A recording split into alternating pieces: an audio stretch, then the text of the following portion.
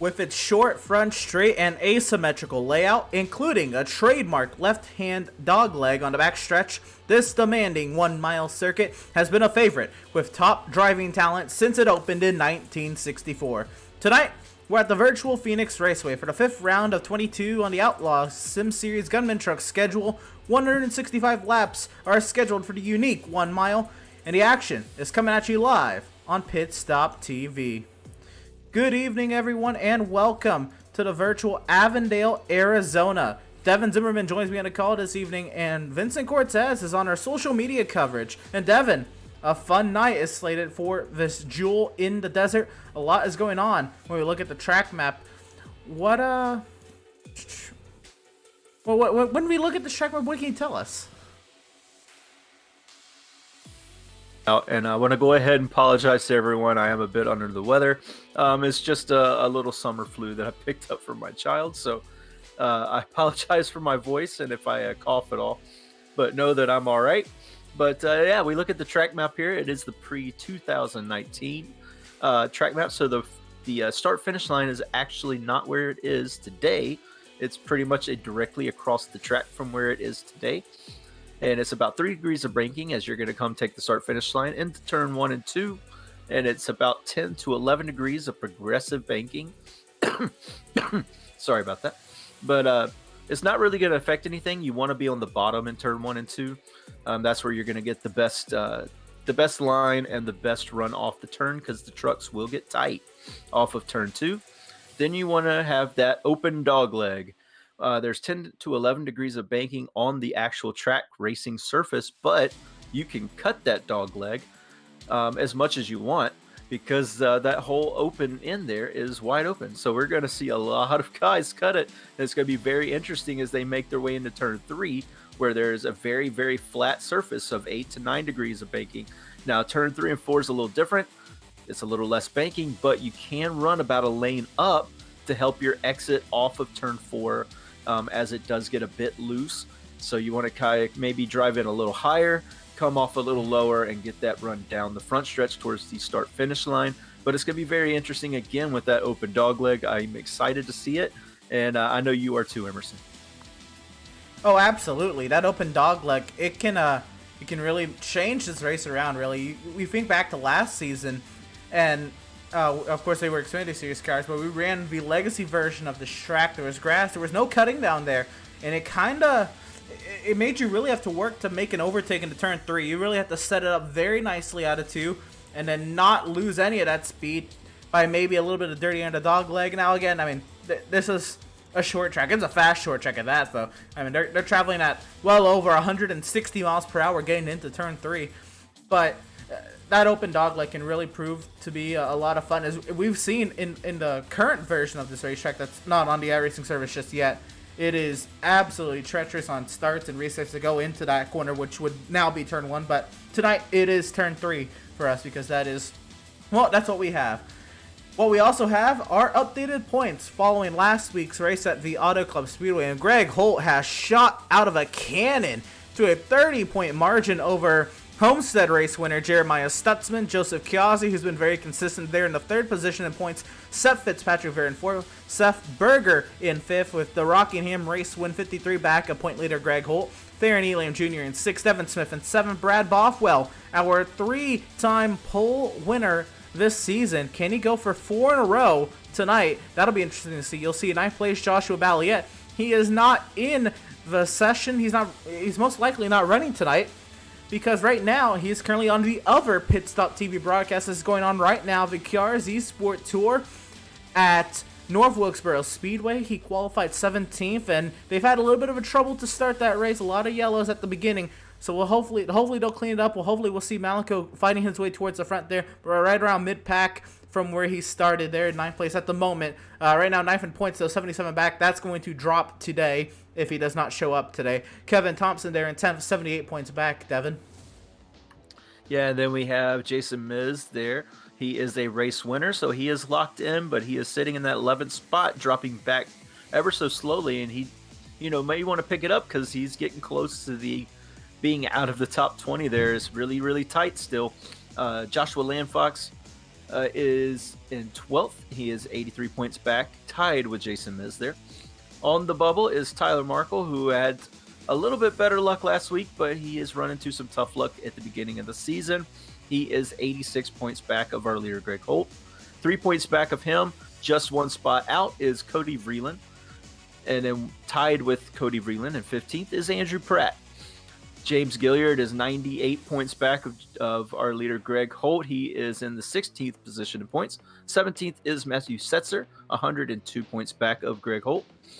18th is Kyra Lingerfeld, and 19th is Joshua McClune. Both of them are 108 points back of Greg Holt. And then rounding out our top 20 is John Mickey. He is 1 point back of the 19th spot, and 20th there, and 109 points back of our leader, Greg Holt.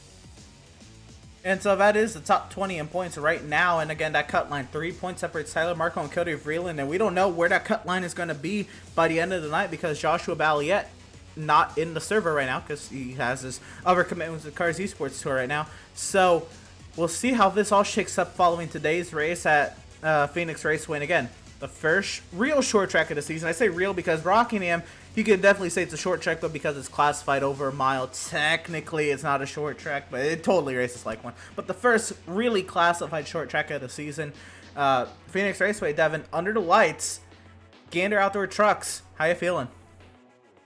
Yeah, it'll be interesting to see how these drivers do on this track. It's a very different setup of a short track. I mean, I don't think personally that it drives like a short track that Phoenix does. It drives like a mile and a half, just because you have that open dog leg and everything. It's very, very interesting track, very technical track. You have to put your truck exactly where you need it.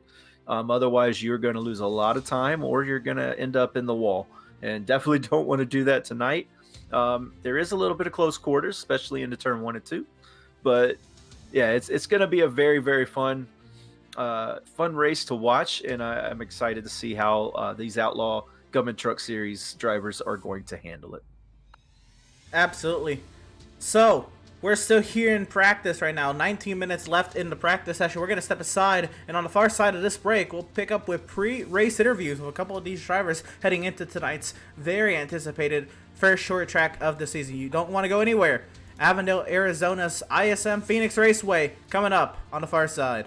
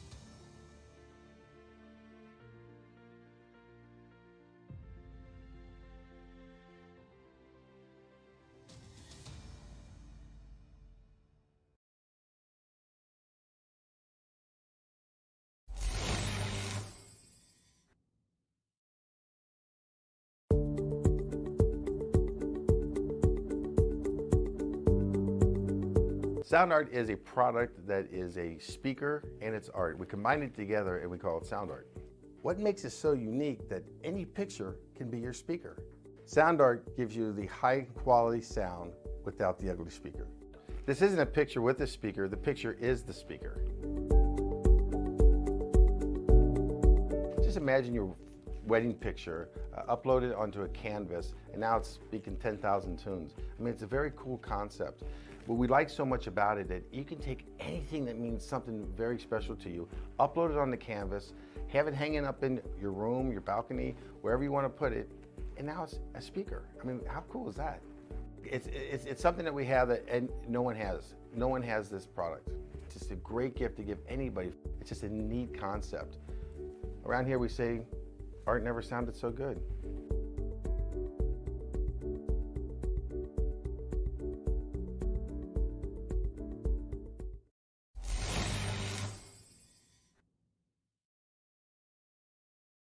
Have you found yourself trying to hide your joy because you're unhappy with your teeth? Your smile is the first feature noticed in an interview, on a date, or in family photos. We want you to be able to shine bright as your best self, and our teeth whitening system is the perfect step toward restoring your confidence.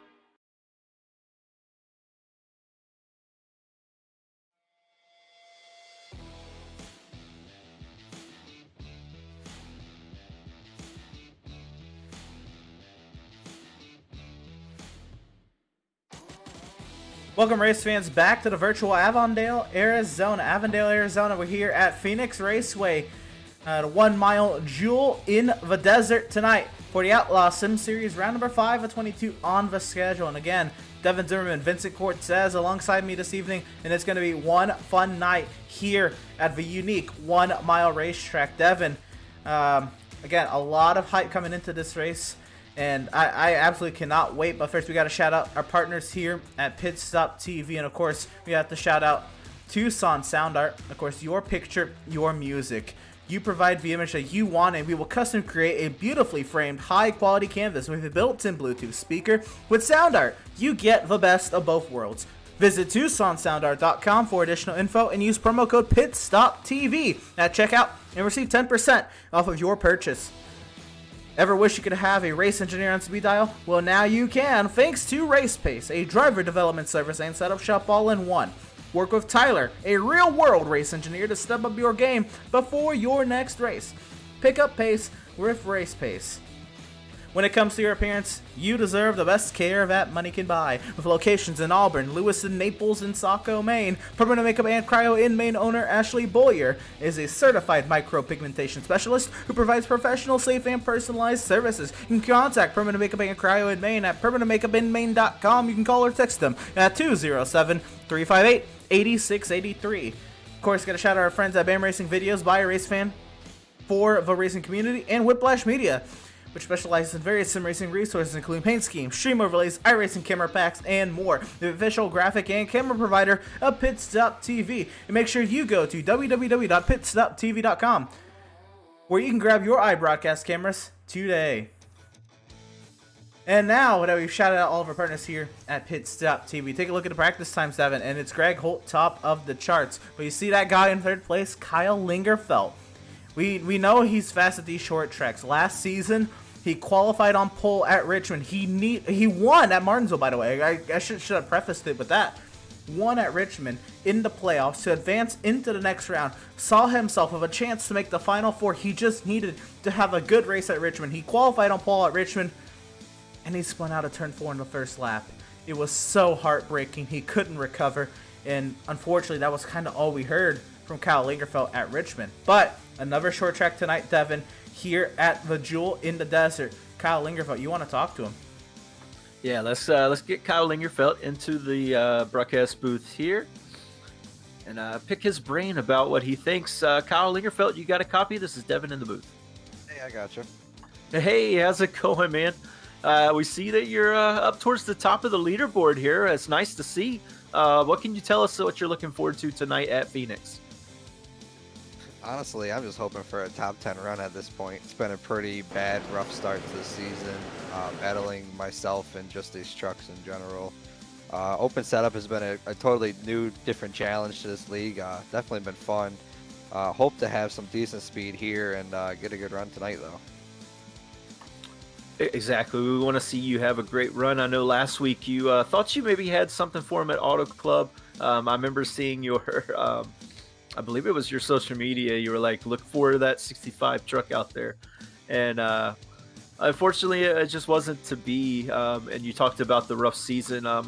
Is it just the adjustment to the open setups, or is it the competition that's come in? What can you tell us about the beginning part of the season for you? It's definitely been the setup part. The easy part is finding the handling. The hard part's finding the speed. So that's where it's really coming to struggle. But last week, my teammates did have some good runs. A couple guys ended up in the top 10, running the same setup I was. I ended up getting loose on fresh tires on that final stop. So that didn't help me, and I dropped like 17 seconds back or whatever, so I lost mad position in between that. So just can't be making mistakes anymore, and need to start doing something and getting up front and potentially win a race here soon. Yeah, we'd like to see you up back at the front. I know these short tracks are your what you like the most. You've won Martinsville last season. What else are you looking forward to for the rest of the season as we're going forward, as far as adjusting to the setups more and all that? What can you tell us what you're looking forward to getting forward into the rest of the season? Well, for me personally, there's a very exciting schedule coming up here. In 2 weeks, we go back to Martinsville, and then in 3 weeks, we go to Bristol Dirt, and those two are definitely circled. So hopefully, we can show up before then, though. Awesome. Well, we hope you do, and we're going to let you get back to it. But before we do, if there's anyone you want to thank, go ahead. This is your time. Go ahead and give those shout-outs that you want to give.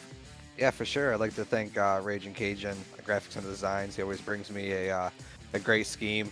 And recently, we've been trying out Reaper Speed Lab, and we hope to put on a great show for them tonight as well. Awesome. Well, it was great to talk to you, Kyle. Good luck in the race tonight, and yeah, keep it up towards the front, man. Yeah, thank you. Hope to talk to you guys a lot more here soon. So let's see.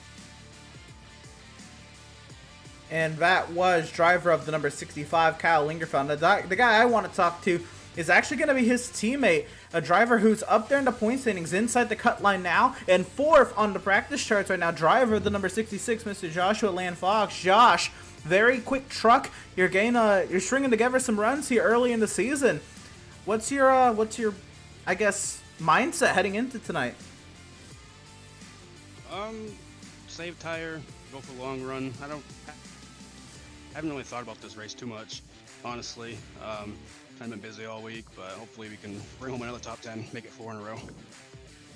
Well, if not this race specifically, when you come to Phoenix, a high speed, very flat, short track. What do you think of this track? What do you think about your chances just in general? When I came, I hadn't really run the track before practicing today, but I do like it. It's a fun track. I think it's gonna be good racing. I don't really know if I can get a top 10 tonight. I like to try. I'm hoping for a top 50. That's my goal. Absolutely, and a nice tidy run like that would keep you up in the point standings. But now you are inside the cut line of the playoffs. How would you kind of grade your start to the season? Very surprising, honestly. I was hoping to at least finish in the top 20 at the beginning of the year. Fighting for a playoff spot feels real good. Yeah, absolutely. And now you look forward to the schedule. I know Kyle was talking about, Martinsville and Bristol Dirt. And coming up, you have Las Vegas, the very next round. How are you feeling about your chances looking forward to the schedule as well to kind of keep yourself up there, including tonight? I feel pretty good about Martinsville. We won that in preseason, so I'm hoping to get some more laps led there. Vegas, I feel pretty comfortable at. Bristol Dirt is going to be a test for me. I don't think I'm going to do good at all, but you never know. A little bit of practice might go a long way. Absolutely, Josh. So tonight, or last week, we ran caution free at Auto Club Speedway. I don't expect that the same to happen tonight, but it very well could. If we do go green, you said you want to save tires. How do you feel about your chances of going long run pace here? I think my long run truck is pretty good.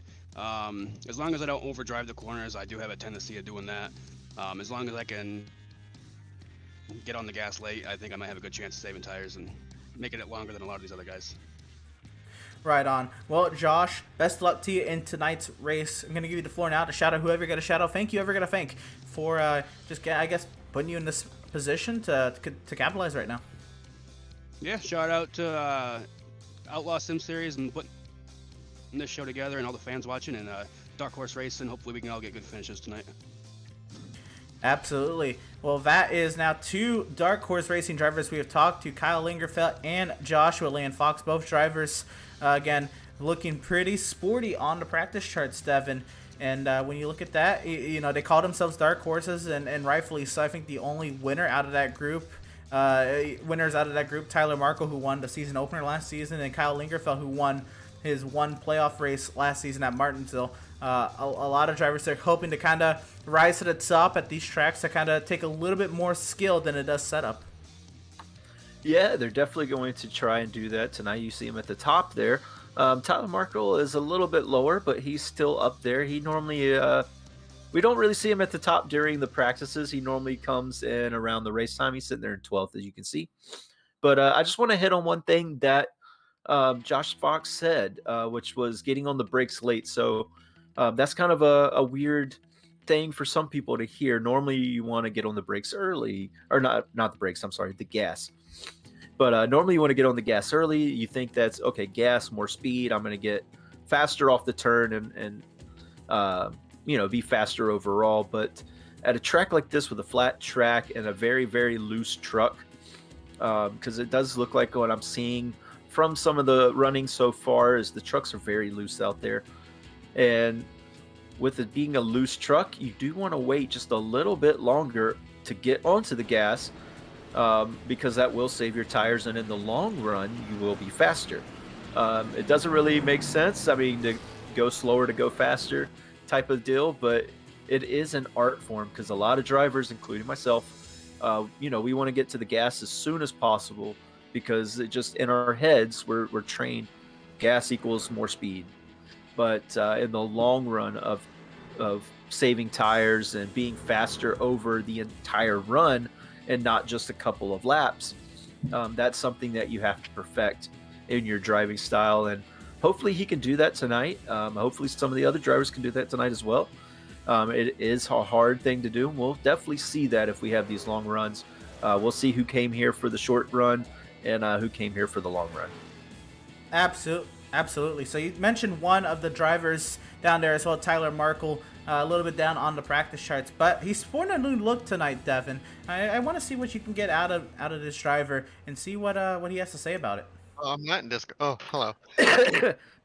Ooh, sorry. What's up? Hey, how's it going, Tyler? How you doing tonight? Good. How are you guys? I've been a bit better. I'm a little sick right now, but no, man. I can hear it, man. Yeah, I don't sound like myself, but we just wanted to get your feel of how the track's doing, how the setup feels, and what your expectations are here at Phoenix. For how the last couple of races went, I'm gonna say where I'm at in practice is probably where I'll be. You know, 12th. I seem to be 10th to 14th every week lately. So, and then with Max's setup this week, I think it'll be okay for me. It's been better than all the other ones I tried. Adam, I tried all 4 of his setups and I didn't like it. So, and that's all I have. Personally. All right. Yeah, I mean, you definitely have to find the one that feels the most comfortable in the track. It's all about feel. So I definitely get that.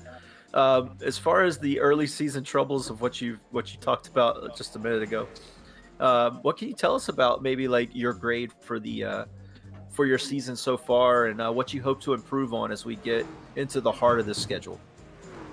I mean, I'm happy with how I've been running. I just wish the only one that I wish I did better was Rockingham. Like, I think I finished all the other races. Rockingham was just that one that I was top 8, 7 all day, and then I got hit at the end and got wrecked. But I guess the goal would be to do what I did last year, at least make the playoffs again. We have a lot more people. It'd just be an accomplishment to make it this year again. Right, and I definitely understand that. There's definitely a lot bigger driver pool, which is exciting to see the Outlaw Series growing, the Outlaws Sim Series growing here. But as far as with the going forward and all that, what tracks are you looking forward to coming up here in the future? Let me pull that up. I personally like road courses, so I'm excited for that. I think we have only 2 or something. We got Wilkinson in a couple of weeks. I think Dirt Bristol will be fun. I don't know about the next 4 races on how I will do. Vegas and Dirt Bristol are like, eh. Martinsville will be fun, but I still don't, like, I did okay there last season in the playoffs. Dover I'm excited for, but that's still a while away. Yeah, Dover's pretty fun, and like you said, the road courses, you do tend to be very good on the road courses. And, excuse me. But, yeah, I mean, definitely have some speed in that truck, and we want to see you keep up at the front. And we're going to wish you luck the rest of the way, let you get back to it before qualifying here. But first, if there's anyone you want to thank for anything or shout out any names, this is your time. Go ahead and take the floor. Well, thank you for my paint scheme this week. I appreciate that, Devin. Because I put Thank that you. truck on. We are racing that this week here. And then Emerson's League is also on there. Unfortunately, I didn't make it this past weekend, but I ain't gonna make it this weekend either because I won't be home. But shout out to your league, Emerson. And other than that, thank you for friends and family, and I'll see you guys in the race. Awesome. Thank you, Tyler. And we'll let you get back to it. Thank you. Have a good. Oops, and that was driver of the number 42, Tyler Markle. And one more driver I want to bring in here is the driver who won at Phoenix Raceway last season. Though it was a legacy version of this track. It's kind of running there in the middle of the speed chart. They're now 15th quickest. But Max Service, you're coming to a track again that you've won at one of these configurations before. How are you feeling? Feeling okay. Not great. I made a little tweak to the setup, and it's certainly a lot better. I just can't really get a clean lap in on fresh tires here, or not lose the rear end coming off 4. But there's definitely more time in it than what's there right now. But overall, I'm pretty happy with the setup right now, and we're gonna hopefully run maybe top 5, top 10 all day. I'd like to win, but I don't think that's gonna happen. I just don't think it's quite good enough to win. I guess we'll have to wait and see. Max, we look at last season's race here. Again, the older configuration with the grass on the back straightaway and all that. But still, a lot of green flag laps then. And we ran caution-free last week at Auto Club. The trends say that this race could go fairly caution-free or very few cautions. How's the long run pace in that 81 truck? I'm hoping it's pretty good. It doesn't seem too bad in the long run. My only concern is after about 20 laps, if I choose to shift in 1 and 2, which I'm not doing right now, the temperature creeps up just a little bit and the gauge starts flashing at me. But other than that, it should be pretty good on the long run. It's holding up a lot better than we did last week. It's not plowing tight after 10 laps, so I don't know. We're gonna find out. I hope it's really good in the long run because it feels really good. Well, that's what you like to hear. All right, Max, so the session is now ticked over to qualifying, so real quick, we're going to give you the floor to shout out whoever you got to shout out. Thank you, whoever you got to thank, and we'll let you get back to it. I gotta shout out my buddy Seth. So in Colorado, miss him tonight. Not gonna be here. I'm sure we're missing Burger Nation on broadcast. Hope to have them back soon. That's all I got. Fair enough. All right, Max, we'll leave you to it. Best luck to you tonight. Thank you. And again, last season's winner at the Phoenix Raceway, Max Service, and that number 81 Chevrolet Silverado. We're in the qualifying now, Devin. These drivers are going to be going at it for that Pratt Tile and Some Pole Award. Yeah, they will, and I got to say, maybe the favorite might be Brad Bothwell again, although I will say Greg Holt did peep him a little bit here in practice. Greg Holt is on the track right now, so we'll be able to see what his lap times are going to look at. Looks like Devin Smith sets the first time. But, yeah, watch out for that 31 machine going for 4 in a row. Yeah, 4 poles in a row. Quite a remarkable feat. We're going to go on board now with the 3 truck of Greg Holt and see what he can do here. And again, these drivers, they have 3 laps to their credit. So Greg Holt's first lap will already put him top of the charts. So what does he need the other 2 for? Well, at this point, to improve and to maintain that gap at the top of the timing sheet, nearly over a quarter of a second faster than second place driver Devin Smith, who's actually just gone top of the charts again. Yeah, and then we see Holt spin out into 4. Max Service talked about how loose these trucks are at the beginning of the run into turn 4, and with this qualifying setup, I assume it's a little bit more loose just to get more speed. Loose equals speed. So Devin Smith, though, very impressive so far. Yeah, Devin Smith bringing the hot lap pace. We're now looking at last week's winner, Joe Weaver, in that number 28 Motorcraft Ford F-150. He works his way off of turn number 4 into the start-finish line to complete his, I believe that's his third and final timed lap. Weaver will go 5th quickest. And I think that's all she wrote for the 28. Maybe he'll get another lap in it. Can't quite tell. But Devin Smith, Brandon Richardson, Joshua Gaffrey, John Mickey, some amazing hot lap pace right out of the gate. Yeah, definitely setting some good laps. Nice to see some different names up at the top there. Just speaking of Weaver, he does drop one more position there down to, he pops up to 5th there after his next lap. But we just want to issue an apology to him. We got his name all wrong last week. We got it right now, and with a race winner from last week. And one thing that we saw last week that he's doing this week, he doesn't have a whole lot of single lap, hot lapping speed in the truck to necessarily go for the pole. But on the long runs, he always seems to have that truck dialed in. Looks like maybe he's going to do that again. We'll have to see. Oh, and around goes Brad Bothwell. There's Bothwell. That was his first timed lap, so that first lap will not be the credited lap for Brad Bothwell, but he's got a couple more attempts in that number 31, green number 31 Toyota Tundra. He will, I guess, reset, maybe make a setup adjustment before getting back out there, and that's, I guess, the beauty of a 3-lap, 10-minute qualifying session. Yeah, and you definitely, we saw there with Devin Smith as well. You tend to improve your lap times here. Your first lap's not as good as the next lap or the third lap because the tires are just going to heat up. It's nighttime. So you want the tires to heat up, get the grip in them. And also the truck will come to you a little bit, and then it will be perfect for maybe that third lap. Brad Bothwell's not going to have the luxury of the third lap, wrecking on his first lap of the last one, but here he is again. Let's see what he can do this time. The truck still looks a little loose there off of turn 2. Yeah, at this point, you're trying to get that thing up to speed, get the tire temps into it. Joseph Causey shoots up the 2nd quickest. Max Service slots into 4th. Kevin Thompson, 3rd quickest. Bothwell running high on his 2nd lap. Here he comes for his 3rd and final timed lap. Yeah, trying to get the speed down the front straightaway there, running a different line than probably what we'll see in the race. He's going to hug the yellow line. Oh, he pushes off the turn, it looks like a little bit. Cuts the dog leg, which you can do. Doesn't cut it as much as we see some other drivers do.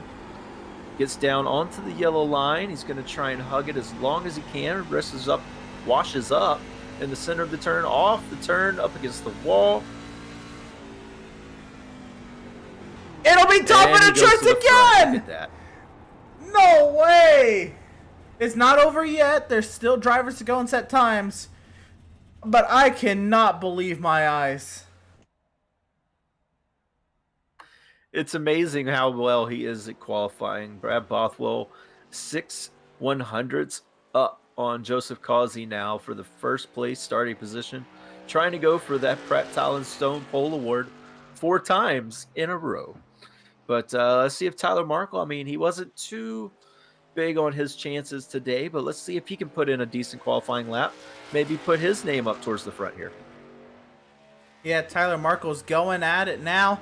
And one of the few drivers still yet to set times. We will see what Tyler Markle is able to do. Working his way through turns 3 and 4. And to the start-finish line, Tyler Markle is on his, this is now his 3rd timed lap. So that first lap, or that 2nd lap, I should say, could put him 22nd quickest. Trying to see what he can do.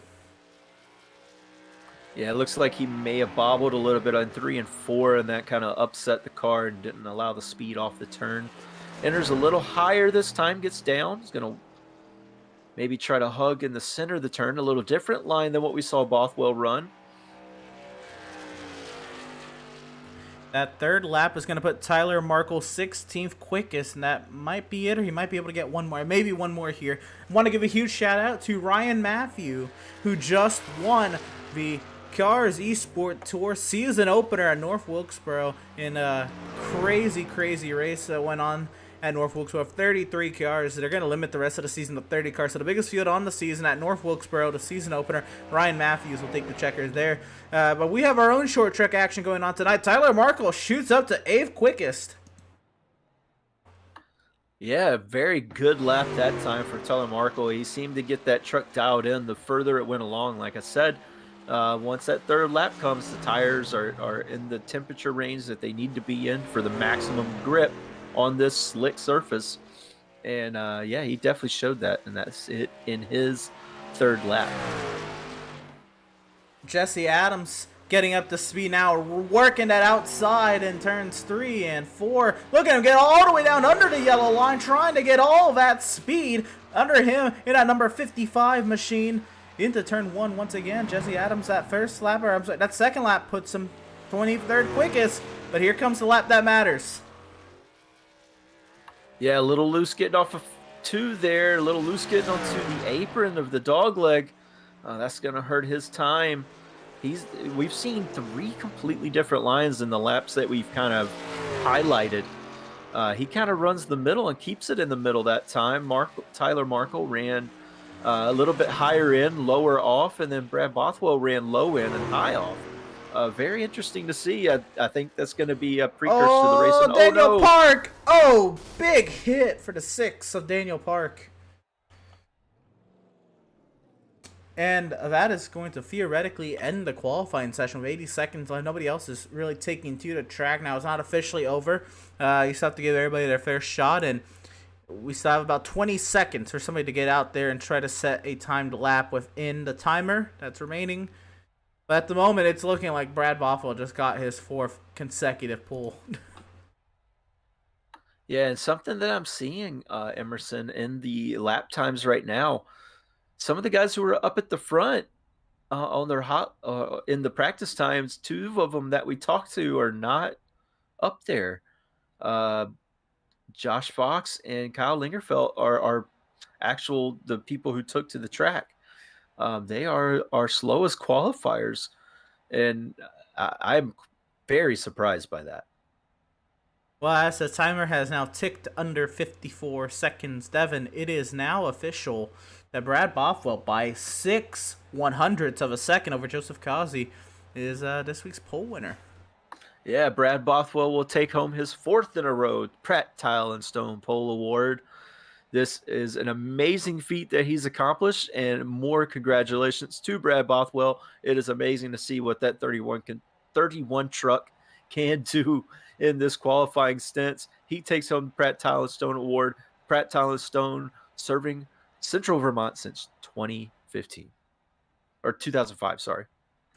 That's all right. We are now ticking over into the race session again. Brad Bothwell with that Pratt Tile and Stone Pole Award. What a job he did to achieve that 4 weeks in a row. I cannot believe it. I still cannot fathom that.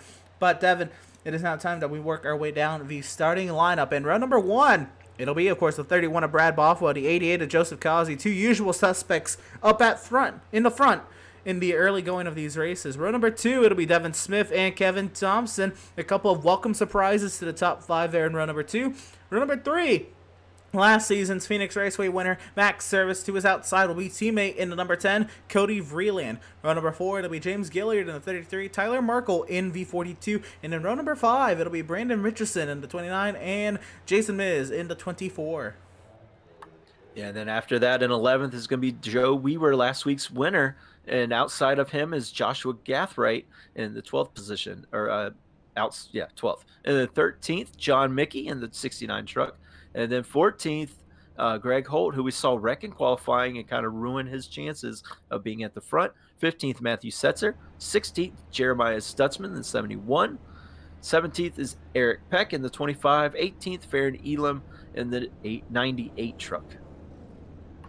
And then the 10th starting grid, or 10th row, we're going to have Andrew Pratt in the 75 and Jeremy Poole outside of him in the 32 truck. As the drivers begin their pace laps, we have Jesse Adams starting 21st, Blake Massengill there in 22nd. 23rd, it'll be the 6th of Daniel Park, and 24th, it'll be Kyle Lingerfeld. 25th, we'll find Joshua Land Fox. 26th, it'll be Jeff Converse. 27th, Seth Fitzpatrick. 28th, Joshua McClune. 29th, Garrett Velzy, and 30th, Matt Rogers. Yep, then 31st is Andrew Schroeder, who chose not to qualify. He is rounding out the grid as they come around turn 3 and 4. Again, these drivers, they have added a pace lap here, so we will be able to talk a little bit more. I was getting a little skeptic there if we were going to be able to get a little bit more time. But these drivers, they have now practiced. They have now qualified. Now 70 minutes into this race session, into this league session, and we are now ready to go here at the Phoenix Raceway. Want to take a look at the weather really quick, Devin? You said it's nighttime, it's cold. It is really cold on that track, 70 degrees Fahrenheit. That makes conditions very difficult for these drivers. Yeah, like I said, it's going to take a couple of laps for the tires to generate any heat whatsoever. So these first couple of laps, you want to take it easy. I mean, it's going to feel good because the truck's going to want to go. But you got to take it easy. Take care of your stuff. It's a long race. You got to be there at the end. Absolutely. And now we just watch them work their way through that dogleg. You see all that pavement under the yellow line on the right side of your screen. That is all legal here at the Phoenix Raceway. This is not a super speedway where you must stay above the double yellow line. That's a single yellow line. That is all fair game. You're going to be seeing all these drivers use up as much of that track as they can if their setups can handle it. But now, VIRacing.com safety vehicle will find its safety in the pit lane, in the field, in the hands of the lean green number 31 machine. Brad Bothwell leads us to green here at Phoenix.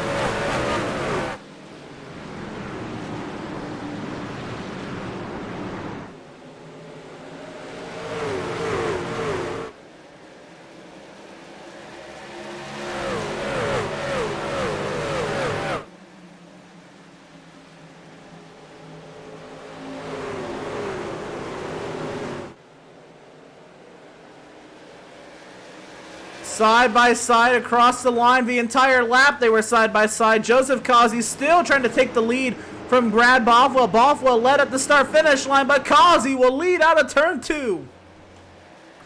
Yeah, good run off of turn 2 from the 88 truck. He seems to have it dialed in early. Was able to hang it on the outside, which was quite impressive. Bothwell's going to enter a little higher into turn 3, though. Try and get the run off of turn 4. See if he can put himself back over, but we have a caution. Caution on the speed with Garrett Velzy. Big time damage, and that might be day done for Garrett Velzy if there is no faster pairs. Garrett Velzy's engine does not look too healthy right there. We're going to take a replay.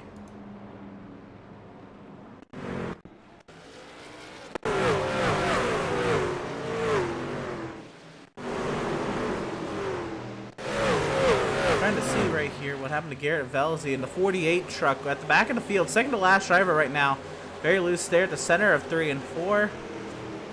And, oh, there was a spinner up ahead of him. And, oh, you just couldn't avoid it. Big time impact there.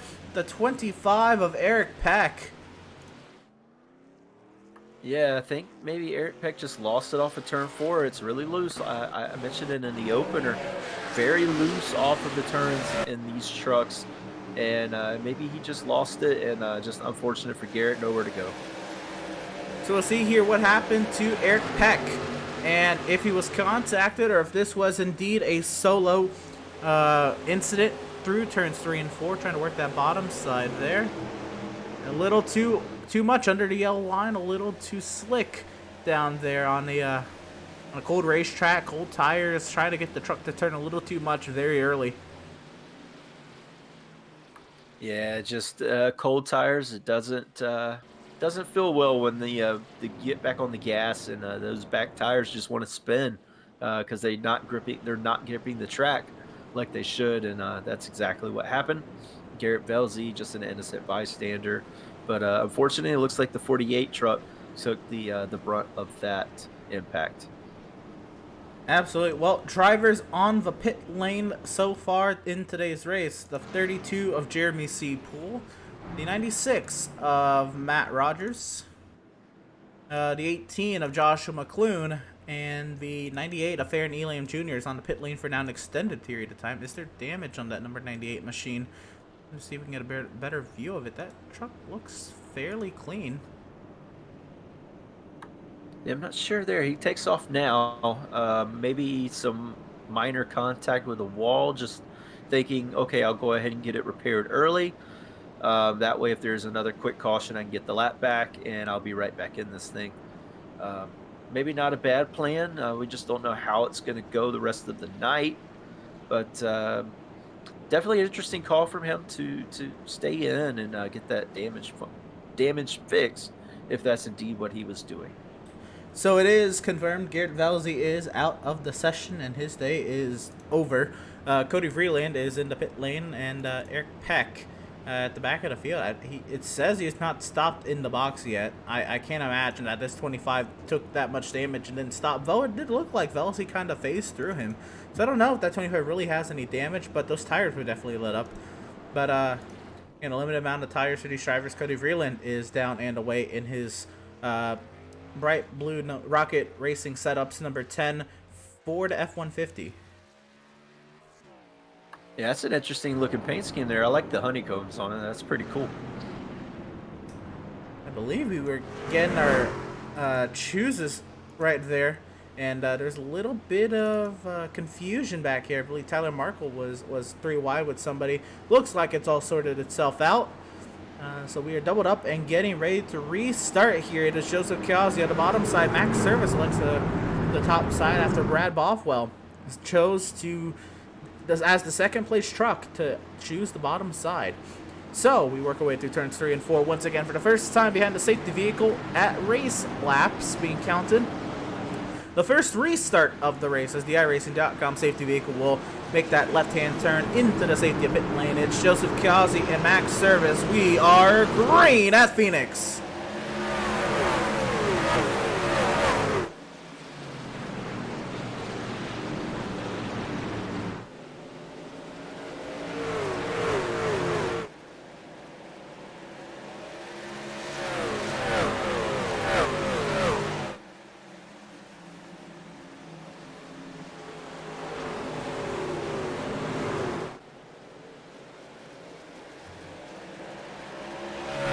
Race leader Joseph Kiozzi now opens up to a half-second advantage, and he'll set a fastest lap that time around. We still have yet to get, I think, an entirely green lap to see what the true, I guess, early fastest lap would be. Brad Bothwell elects to stay closer to the racing surface there in his number 31 machine. Yeah, it's definitely a different school of thought. Some of the setups are made to go down all the way as far as you can go, cutting that dog leg, and some other ones are not. You don't lose a whole lot of speed over the total amount of the run if you do that, as we see Brad Bothwell, who went the shallowest, or stayed up closer to the track than any other driver. He actually sets the fastest lap. So you do pick up a lot of speed on the second half of that little short shoot into turn 3 if you choose to stay closer to the track rather than cut the dog leg. But it's just a different school of thought and how you set up the truck. So that time by, Joseph Kiozzi was faster than Brad Bothwell, and there is a little bit of smoke there in turn number 1. I'd imagine a truck got sideways and was able to save their truck, and Matt Rogers is now spun out of turn number 4 all by himself. We will stay green. It looks like that might be the story of the night. Solo spins on these restarts just because of the cold tires, cold track, very difficult conditions. Now Jeremiah Stutzman falling down the running order a little bit. Yeah, he was having, he looks like he's having some issues, not able to get that truck doing what he wants it to do. I'm not sure if he maybe got loose off of 4, if it's just not picking up the speed off of turn 4 or off of turn 2. He's going to get on the inside now. I believe that is the 5 truck that's underneath of him now, looking into turn 3 or 4, and he's going to make it easily by him as they get off of 4. So the Homestead race winner dropping down the running order quickly outside the top 15 down to 17th position. Let's check in on a couple drivers we talked to. Kyle Lingerfeld, a couple spots up the road there in 15th, and Joshua Land Fox in 18th after they both started outside the top 25, I believe. And we got Tyler Markle now in a huge group right here with Gaff right, and I believe that's Holt and Richardson and Miz all in this little group. Yeah, some big fighting here as this is the battle for the 8th spot, 8th, 9th, 10th, and 7th, all right there together. Just a big gaggle there. Greg Holt not having the qualifying that he probably wanted, trying to fight his way back to the front. And yeah, he's kind of working his way through these cars. He's going to try and put his nose under Tyler Markle as they get into 3 and 4. I'm not sure it's going to stick there the way he wants it. Markle should have the runoff for 4, and he does. And he'll hold that position for now, but Holt is not going to let him get away. Close quarters racing even at a track as wide as Phoenix. Greg Holt trying to get to the inside, the quarter of the 42 truck, and try to have any say in this battle as they go side by side through the dog leg. That gets Greg Holt the advantage into 3, and he will clear Tyler Markle, but does Markle have a crossover? Does Holt defend it? Holt defends it well. Oh, sideways is Jason Miz! Yeah, was able to keep it off that inside wall. That's just the different lines. You got to do what your truck wants it to do. If you put the gas on too much, that's what's going to happen with this light as these rear ends are in these trucks. It's just naturally light. I mean, it is a truck. So he loses a little bit of time, but you saw there, Markle poked his nose back, tried to pull the crossover on Greg Holt with running that higher line in, letting him go, and then running lower off. You do tend to get the better run down the front stretch of Phoenix, but not able to make it stick. Greg Holt will hold on to that 8th place position, and now Tyler Markle is under fire from Brad Richardson.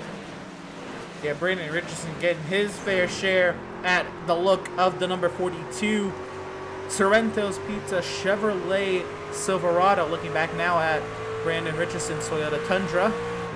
Trying to close that gap is Richardson. Driving it deep on entry, but you'll see Tyler pull away here on the exit a little bit there at the center and really start the gap here on the exit. Yeah, I apologize, Brandon Richardson. Both of them staying up closer towards the actual racing surface in that dogleg now. They might have similar setup to Brad Bothwell, but both these guys running very similar lines pretty much all the way around the track. That could hurt Richardson in the end. He's got to find a way, a different line. If you run the same line as the guy in front of you, you're not really going to get past here. There is multiple lines, so you just got to make the truck work at it and figure out a way to do that. Very impressed with the Floridian James Gilliard, who was in a prime position to make the playoffs last season and then encountered, goodness, I can't remember, I believe a wrist injury that prevented him from competing for 6 to 8 weeks. He obviously fell out of championship contention or playoff contention, and then of course did not have his fair shot at a title last season. So this season, a little bit of a redemption tour for James Gilliard, and the Floridian up into the top 5, and very impressed with the run right now for James. Yeah, himself, Kevin Thompson in front of him, Devin Smith behind him. These three kind of not really have been up towards the front in any of the qualifying sessions so far. They've kind of been mired in the mid-pack in qualifying, and then just, found their way towards the front in different ways, whether that be pit strategy or just long-run pace. But it's good to see these guys up the front battling for this top 5. All of them look pretty settled in now. We got some good gaps forming in all the trucks. It looks like there's some in the back that are still racy, but a lot of gaps opening up here. There's a big gap between Kevin Thompson and Max Service there. Right, and you mentioned Kevin Thompson there as well. He did make the playoffs last season, had a podium at a short track last season. If you recall, it was Lucas Oil Raceway, a very flat, wide short track. So Kevin Thompson running well here at Phoenix is not all that far-fetched. If you saw the race that he did well at last season, that pretty much leapfrogged him into playoff contention, and he eventually did make the playoffs. Obviously, not obviously, I should not say that, but he was eliminated in round number 1. It was a fairly tough round if you did not have a lot of momentum on your side going into that round, and he was eliminated from playoff contention. But looking to maybe even double back on that, maybe even go farther this season if you can keep having runs like this right now in the 4th position. I know we're very early, but look at that gap that Max Service has over Kevin Thompson, 2.8 seconds, quite the margin. And is that Max Service shifting? That's what I was going to say, Emerson. Is like we listen to that 81 truck as he gets into turn 1 and 2. And he does shift down into 3rd gear and is trying to pick more power up getting off the turn. This is going to be interesting. Let's ride along. Brad Bothwell right in front of him. Looks like Causey's getting already in lap traffic, but let's listen. Yeah, the telemetry there on the right side, you can see him right there shift right back into 4th gear. You see the RPMs overlapping with the gear right there, and that's what you're seeing here. And again, you think of shifting, maybe not in these trucks, but at the same time, these trucks are lowered horsepowered than the other NASCAR vehicles, the Xfinity Series vehicle and the Cup Series vehicle. These trucks lower horsepower. You need a little bit of oomph to get them out of the corner. And downshifting the third gear might be just that little bit that Max Service feels he needs. He's closing up on Bothwell, but can he keep the rear tires happy by doing this? Yeah, that's one thing that he was talking about when he was shifting down in the previous interview that you had with him. He was talking about shifting down was upsetting the water temperatures in the truck, so that's something we're going to have to watch as well. But yeah, the right rear tires, you can light them up if you do shift down. You just got to be careful. It can also transfer the load of where the truck balance is in the turn, so you can put a little bit more load on those outside tires, maybe burn those up. But it sounds like his throttle control is pretty good right now, and you can see he's gaining in on the 31 truck. We are 26 laps into this run, and he's still gaining, so maybe he's found something that truck really likes doing the shift down, and it's not burning the tires up, and his throttle control is just that, really under control, so he can stay and push for the second place spot. Absolutely, and I was talking to Balliet, a couple days ago, and he doesn't necessarily enjoy driving these trucks. They're so momentum based. He likes things a little bit more horsepower, even though he's up there in ninth and he's not doing too bad on the season, he really described the truck to me. Saying that it is very momentum based, and riding in fourth gear, you have to keep that momentum up to the center of the corner. Max Service is kind of negating a little bit of that by dropping it down to third gear, keeping the RPMs back up, and giving yourself that, like I said, that oomph out of the corner, but kind of throwing away that thought of having to keep the momentum up. Of course, you have to keep the truck straight and all by braking and downshifting. That's a difficult task in itself, but you kind of eliminate the maintaining momentum portion of running these trucks. Yeah, just a bit, but you also have to be careful with the RPMs that high. When you shift down, natural engine braking is going to want to slow you down even further. So pretty much when you shift down, you got to be back on the gas almost immediately to keep that momentum up. So it's still a bit of a momentum base, but you can negate it a little bit if you have that throttle control and that shift down pretty much at the perfect spot there. As we see, Greg Holt has made his way up to fourth. Yeah, Greg Holt has powered his way forward. And another thing I want to consider is, now we're getting into this green flag run. Do we see the potential? I mean, well, obviously, I guess we're going to need pit stops to get to the end. But when do we see those pit stops happen? If they're on 100% fuel, you have to think 100% fuel. You can think of the traditional fuel mileage at Phoenix, somewhere between 70 to 80 laps. One, do the tires last that long? Two, because these are trucks, and if you're doing what Max Service is doing, by the way, a lot of damage to the right side at number 3. But if you're doing what Max Service is doing in downshifting, what is that fuel mileage looking like in comparison to your fellow competitors? Yeah, so you're going to eat up a little bit more fuel than where if you were just going to let the truck coast, because you are shifting to a lower gear, so the engine wants to fire up a little more. It leaves a little bit more fuel. So I believe that 81 truck is going to pull up a 2-stop strategy, not try to stretch it.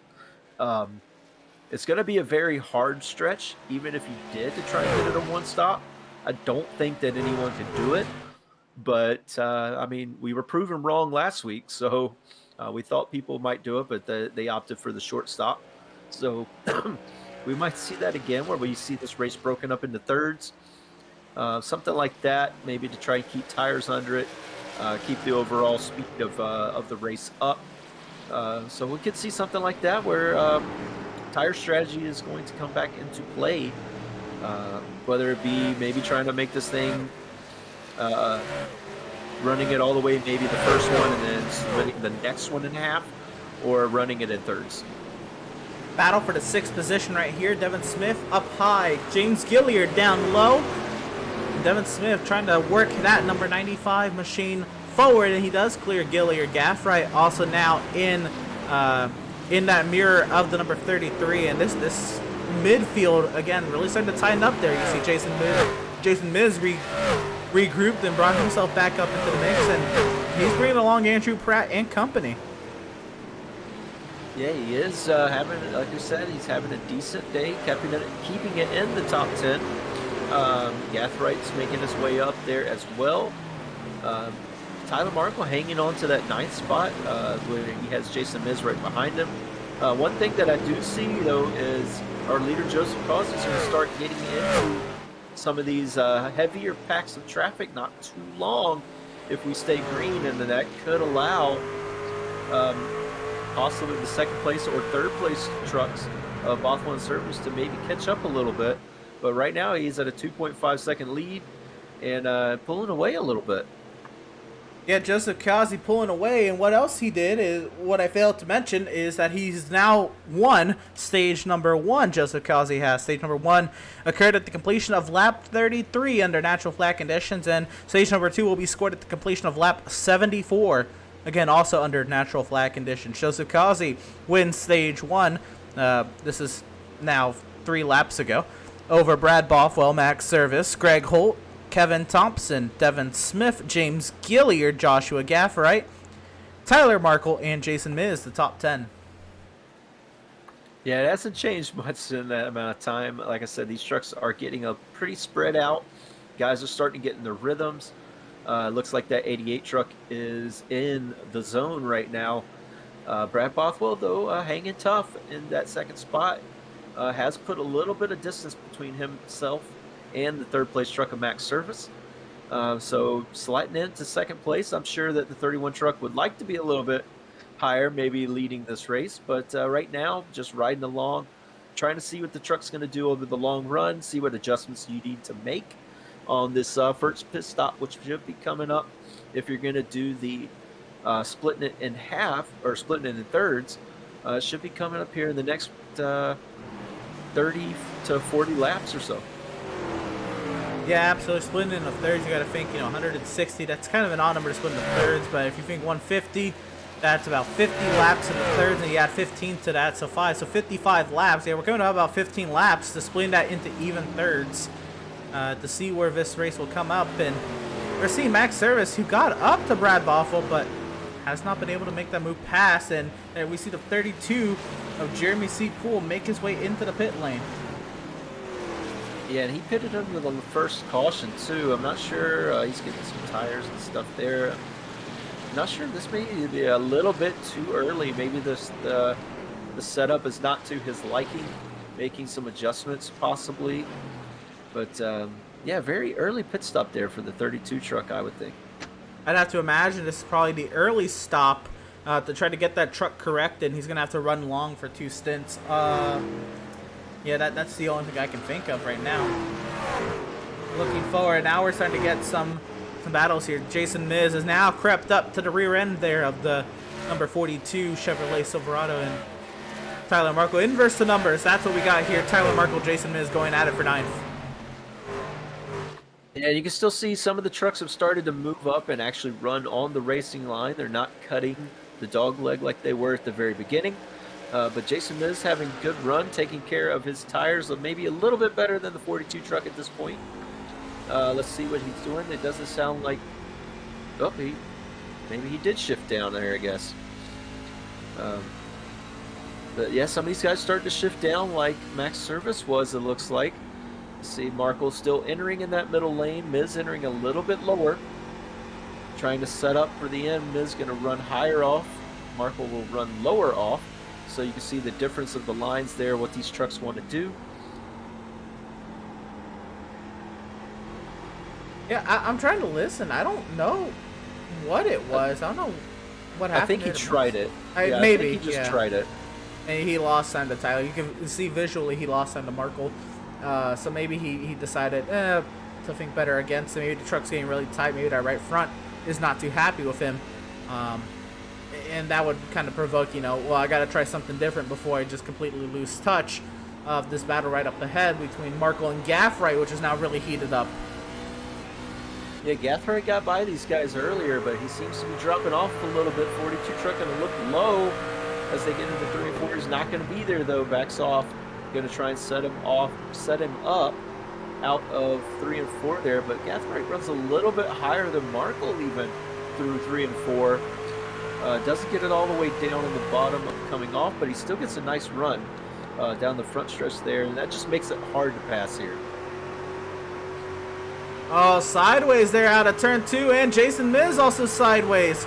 All these sideways trucks around Tyler Markle probably not making him feel too good about this situation, but you see Tyler not really overdriving the entry. He maybe gets there a little bit but he's not just hounding the entry, trying to get to Gaff right to your end here. He's taking his time. He's losing time vote to Gaff right at that as well.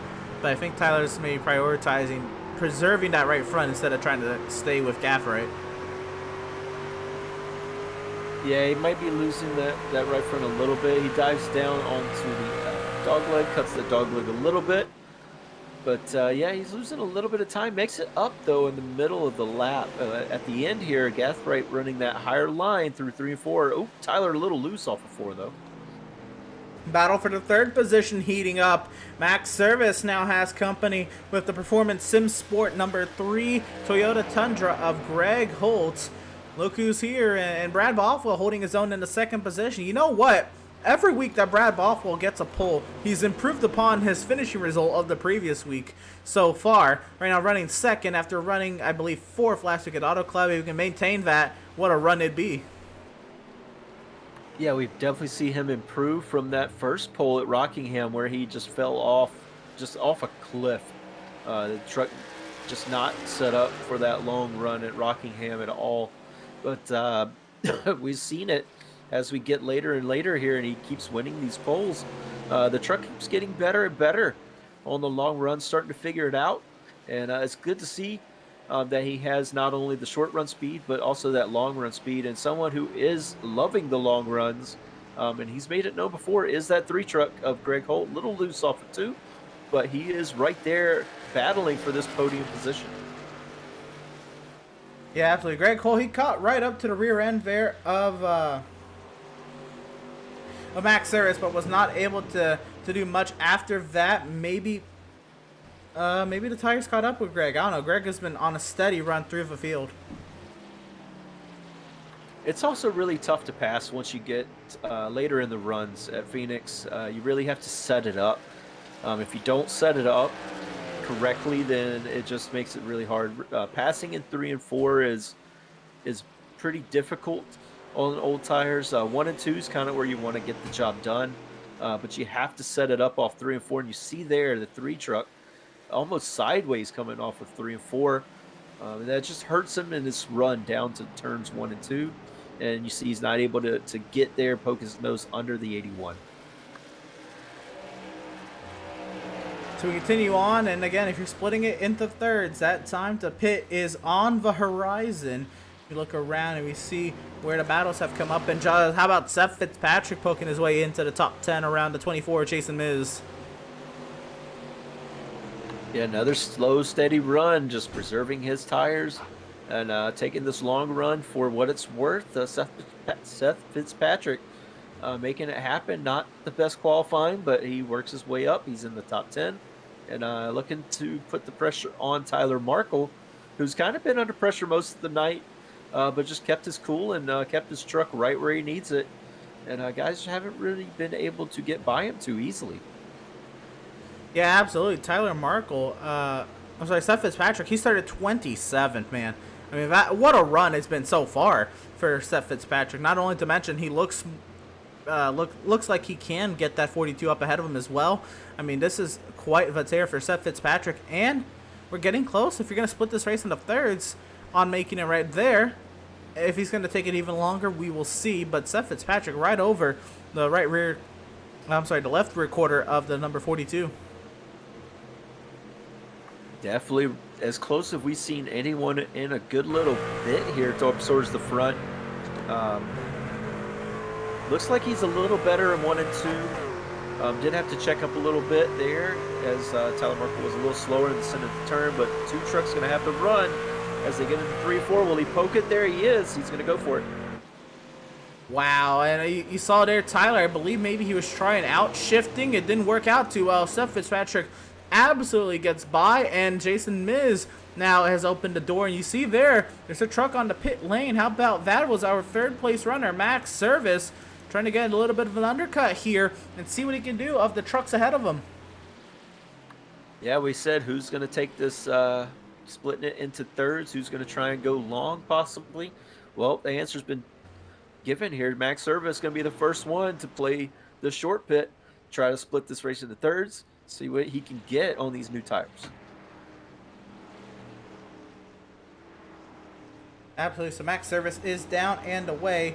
And continuing on here at the Phoenix Raceway, we will now see who this brings down with him. Nobody of note has made their way to the pit lane following Max Service just yet, so we continue on. Yeah, we're going to get to see just how fast those new tires are. He's going to have a little bit of traffic in front of him. Not too much, but it could hinder his pace just a little bit when he comes out on these fresh tires. Good little battles here. This is the 7th, 8th, 9th, and 10th positions that we're looking at, and 6th as well with Gilliard there. But good little battles here for the back end of the top 10.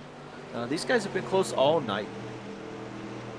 Yeah, absolutely. James Gilliard now trying to see what he can hang on to. We work our way through lap 58 of 165. Gaffright trying to go up high so we can cut down low. And we're seeing a grab bag of drivers seeing what they can run here. We saw Tyler Markle shifting in this pack. I don't know how many more drivers in this pack are shifting, but I do want to kind of ride on board and I guess listen to see what the strategies are. Gilliard keeping his momentum up. He's not shifting. While Gaffright under heavy attack from Fitzpatrick. Fitzpatrick's going to be the one I really want to see as he gets loose there out of turn number 4, trying to hold on to that number 2 truck. Look at that run Fitzpatrick gets on entry. Yeah, I wonder if Fitzpatrick is shifting here. We know Gaffright is not, but Smith Fitzpatrick's so fast on the back.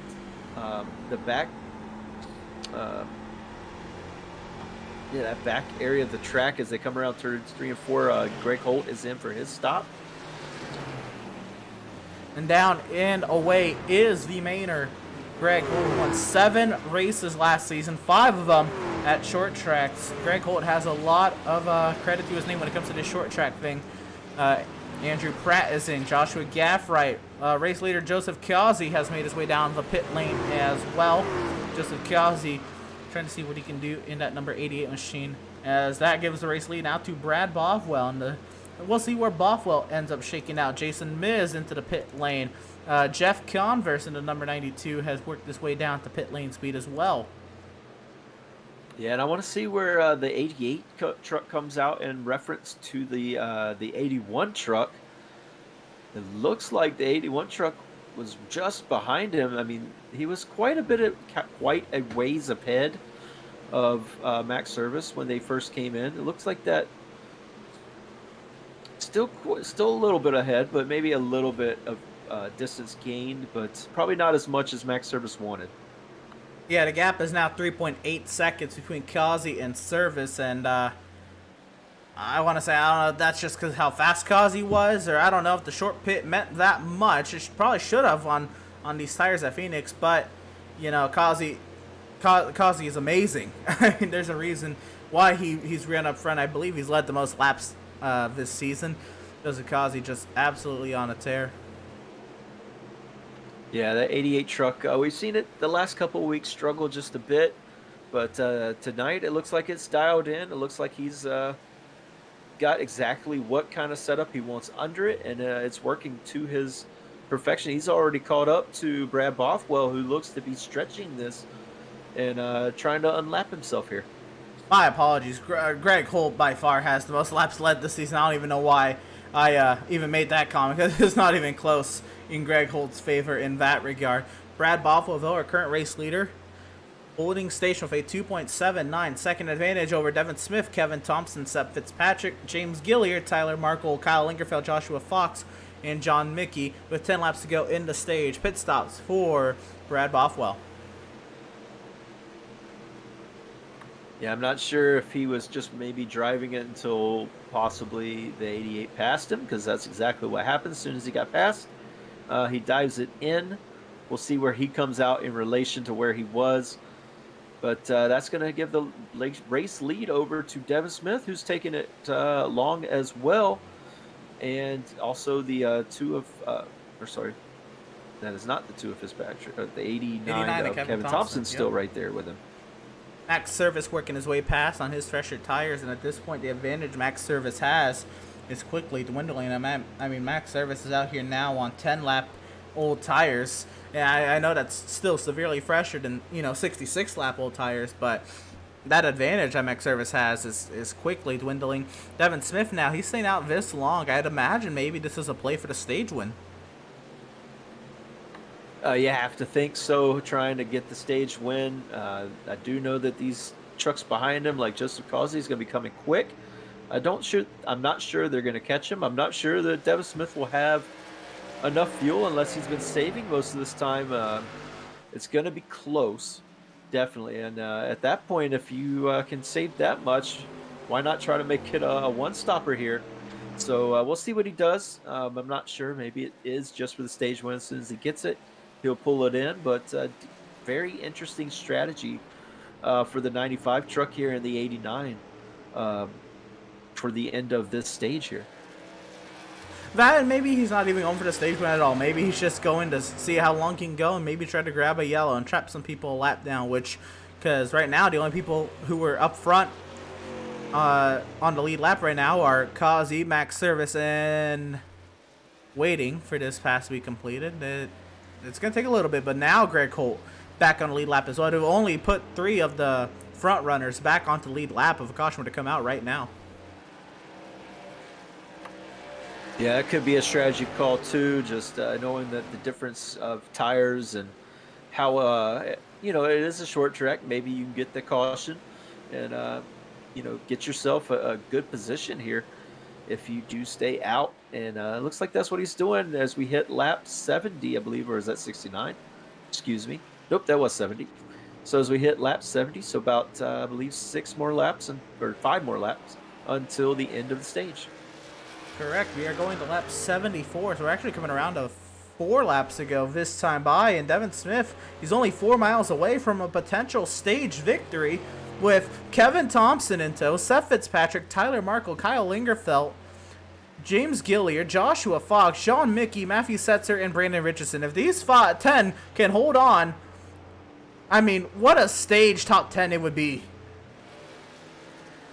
Yeah, it just definitely shows, these guys probably a little bit further back in the standings need some stage points to go their way tonight, want to stay out and do that. And then you see the guys who pitted a little early, like Max Service and Causey and was it Bothwell and all them, maybe trying to go for the actual race win, knowing that they have a truck that could possibly win it. So, guys just playing out their different strategies here at the middle point of the race. Very interesting to see. And here we go. We're getting close to the end of the stage here in this top 10. Dan Park has slipped into the top 10 now. This is a very interesting top 10 if it stays this way. Oh, absolutely.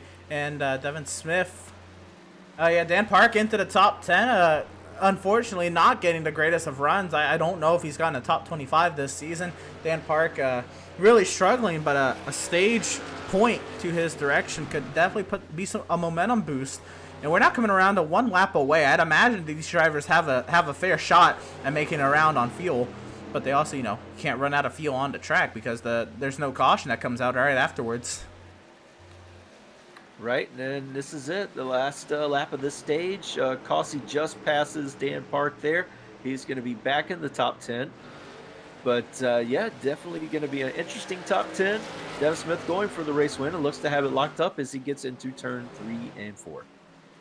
So Joseph Causey will still salvage some sort of stage point as the drivers work their way off of turn number 4. Devin Smith is going to be your stage 2 winner. Kevin Thompson second, Seth Fitzpatrick third, and we got the battle back here. Tyler Markle in 4th, and I believe then it's Lingerfelt, Fox, Gilliard, and then it should be Setzer, Mickey, and Causey. The top 10 as everybody kind of works their way past the line. It is now official.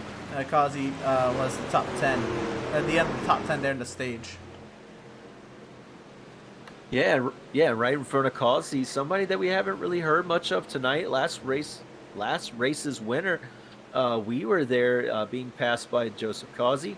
Looks like we were just maybe doesn't have the truck under him. He's sitting here in 21st. He did mention that Phoenix is not one of his strong suits. Oh, he clips the wall there getting into turn 1. That's not going to help either. But did mention that short tracks aren't quite his strong suit, but he was going to give it a shot, see what he did, and yeah, just not going his way tonight. Well, I'd imagine here comes a slew of pit stops with Fitzpatrick and Lingerfeld and Fox all coming in, collected their stage points, and they're coming in to top off on field. But I'd imagine at this point, yeah, go for that halfway, which halfway is 82. You have to help at a caution. If you can go to 84, you might have a fair chance at making it to the end of this race if you can make it to lap 84. Yeah, definitely. We did have the caution at the beginning. That helped out a lot, like you said. So, yeah, 84 is kind of the magic number to make it all the way on fuel. Definitely a lot of fuel saving, but it doesn't look like anyone's really going to be able to do it. Kevin Thompson's staying out, I believe, but I don't think he's going to be able to make it. Maybe they're going to run a short pit on this stage. But, yep, these guys got their stage points coming in, get some fresh tires and fuel, and get back out there and see what we can do. Kevin Thompson is now in. Tyler Markle will stay out, and he will start lap 79 as the race leader and has about 9 seconds over Joseph Chiazzi. There's a little bit of smoke there. Maybe that might just be the lights actually reflecting. Joseph Chiazzi slots himself into second place, 5.7 seconds back of current race leader Tyler Markle. And again, Tyler Markle on a severe race winless streak right now, upwards of 35. We're looking at 39 races without a win for Tyler Markle. Don't speed. He makes the pit road speed. But Tyler Markle trying something here. He'll cut it to lap 79 before eventually having to come down the pit lane. Jeremiah Stutzman, our strategy guru of the field, still out there on lap 80 without stopping. Yeah, we see that Greg Holt, he went a little bit longer than Max Service. He's now up front of Max Service and in that second place, but Brad Bothwell is behind Max. He stayed out the longest of these top four that were the top four before pit stops. So like you said, yes, Stutzman, he's always wanted to take the risk. He's still out there trying to make it. He's got maybe 3 laps to do it, and he can make it on one stop if he does that. 3 laps to go, though. Yeah, I mean, 84 is just the number that came to my mind. I don't know if that's truly the magic number or anything like that. I'd imagine maybe the strategy guru of the field might have that magic number more than I do. Look at that. Look at the RPMs. Silent car through the corner.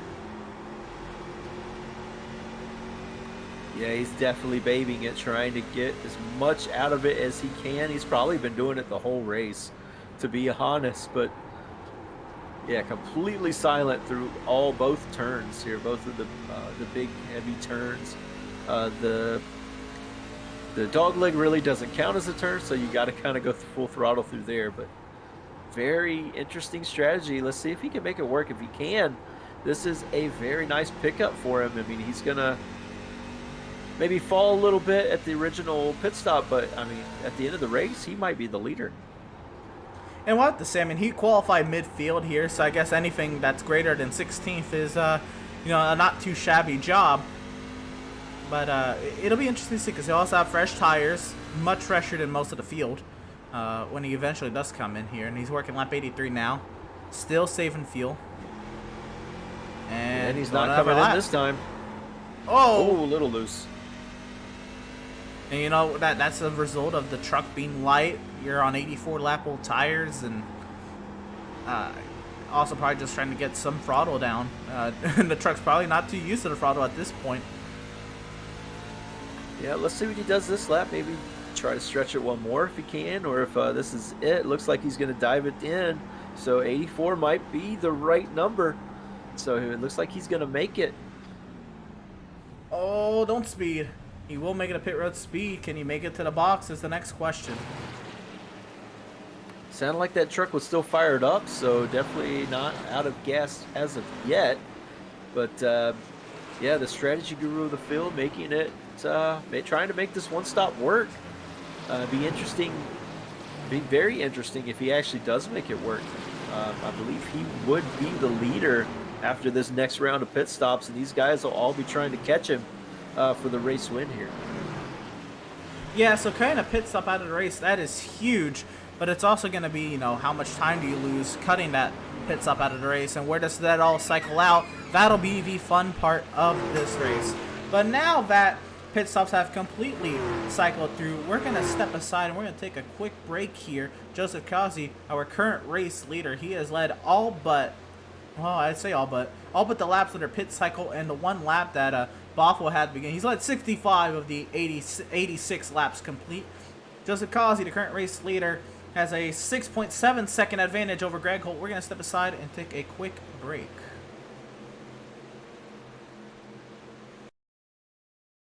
Have you found yourself trying to hide your joy because you're unhappy with your teeth? Your smile is the first feature noticed in an interview, on a date, or in family photos. We want you to be able to shine bright as your best self, and our teeth whitening system is the perfect step toward restoring your confidence.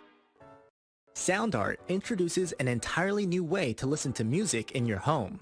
By combining the best of two products, a revolutionary high-fidelity, low-profile Bluetooth wireless speaker with beautiful artwork. Select from a library of artwork or upload your own photos to personalize your experience. SoundArt ushers in an era of invisible, beautiful, and amazing sound throughout your home and redefines your entire entertainment system. The need to reclaim your floor space and rid your home of unsightly speaker boxes that need to be bolted to the wall is now a thing of the past. Our canvas is printed on high-quality permalite by Breathing Color. And select from our gallery or upload your own. Standard sizes include 16 by 20 and 18 by 24 canvas wrapped. Custom sizing is available, as well as surround sound options.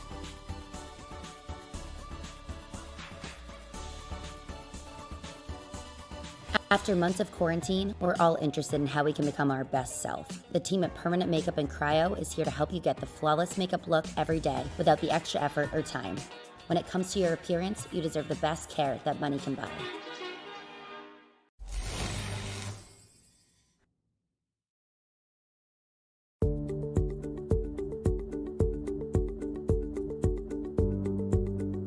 SoundArt is a product that is a speaker and it's art. We combine it together and we call it SoundArt. What makes it so unique that any picture can be your speaker? SoundArt gives you the high quality sound without the ugly speaker. This isn't a picture with a speaker, the picture is the speaker. Just imagine your wedding picture uploaded onto a canvas and now it's speaking 10,000 tunes. I mean, it's a very cool concept. What we like so much about it that you can take anything that means something very special to you, upload it on the canvas, have it hanging up in your room, your balcony, wherever you want to put it, and now it's a speaker. I mean, how cool is that? It's something that we have that and no one has. No one has this product. It's just a great gift to give anybody. It's just a neat concept. Around here we say, art never sounded so good.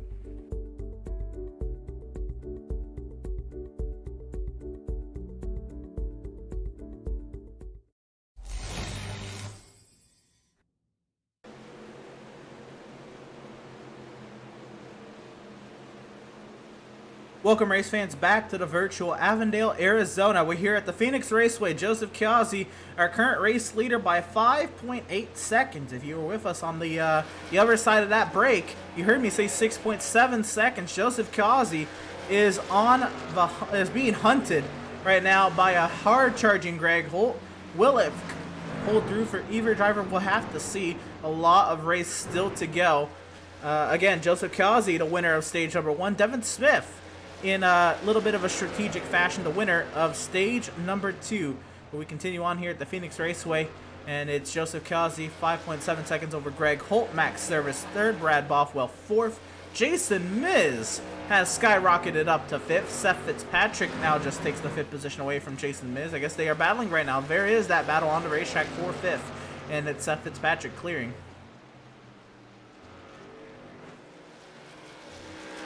In that last run, and they have just unlapped themselves not too long ago, and running at the tail end of the lead lap. I believe it is 13 cars on the lead lap. Converse just unlapped himself. Sorry about that, I had to cough. But yeah, the 13 cars on the lead lap. Some of these guys who stayed out longer getting their laps back. Trying to hunt down and get as much as they can in this run. Maybe split this run in half at the end and have fresh tires towards the end of the race. maybe a little bit more freshy than the guys who are going to have to pit at the third way or that two-thirds mark, like Max Service and Joseph Causey, like our leaders have done. Greg Holt did pit a couple of laps after Causey, so he does have a little bit fresher tires, but it's not much. And he is starting to lose just a little bit of ground, probably trying to work around some of this lap traffic. Oh, absolutely. And we're about, what are we, about 12 laps away from seeing when Max Service has to come back into the pit lane for his final stop of the night. Right now, Max Service scored in third. Will the massive short pit help? I don't know, but this time it's going to be a short pit by a little bit more of a margin. I don't know. It didn't really work out in Max's favor, but he's also got 5 seconds in his back pocket over Brad Bothwell. So it'll be interesting to see where Max Service shakes up. We're watching Tyler Markle right now, who's in the heart of a battle here. He's got Joshua Fox right up ahead. Kyle Lingerfeld. I mean, look at the drive these two have had. They started 25th, 26th. They are now 9th and 10th. Yeah, it's was it 3 teammates all right there together in the 9th, 10th, and 11th spot. Lingerfeld and Fox both not what they wanted for qualifying. Mark will kind of show the speed of the qualifying of this group, but yeah, they're all 3 right there together now. Pretty much almost nose to tail if you consider that on a short track like this. And yeah, I mean, they have fought their way tooth and nail to get back to the front. They kind of did that short pit stop as well, I believe, Fox and Lingerfeld. So that might be why they are up there, and Markle's being able to keep with them. He does have a little bit fresher tires than they do at this point.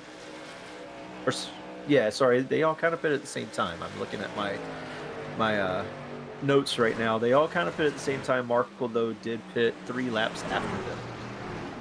That's right, and we know, again, the pace that Lingerfeld and Fox have had in, earlier in the broadcast and practice. They were 3rd and 4th in the practice charts. Tyler Markle, he led himself a lap after getting, a decent finish out of the stage, and again, 3 lap fresher tires than his teammates. We'll see what happens here. Greg Holt is on the pit lane on lap 102.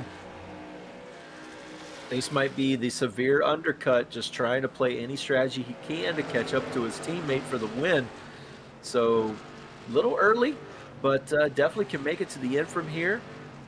He does have a good long run truck. He loves the long runs, pulls it in nice and safe. Let's see if he can get out without any troubles. Yeah, this is huge. If this is not a scheduled stuff for Holt, but he's laying on the throttle, I'd imagine.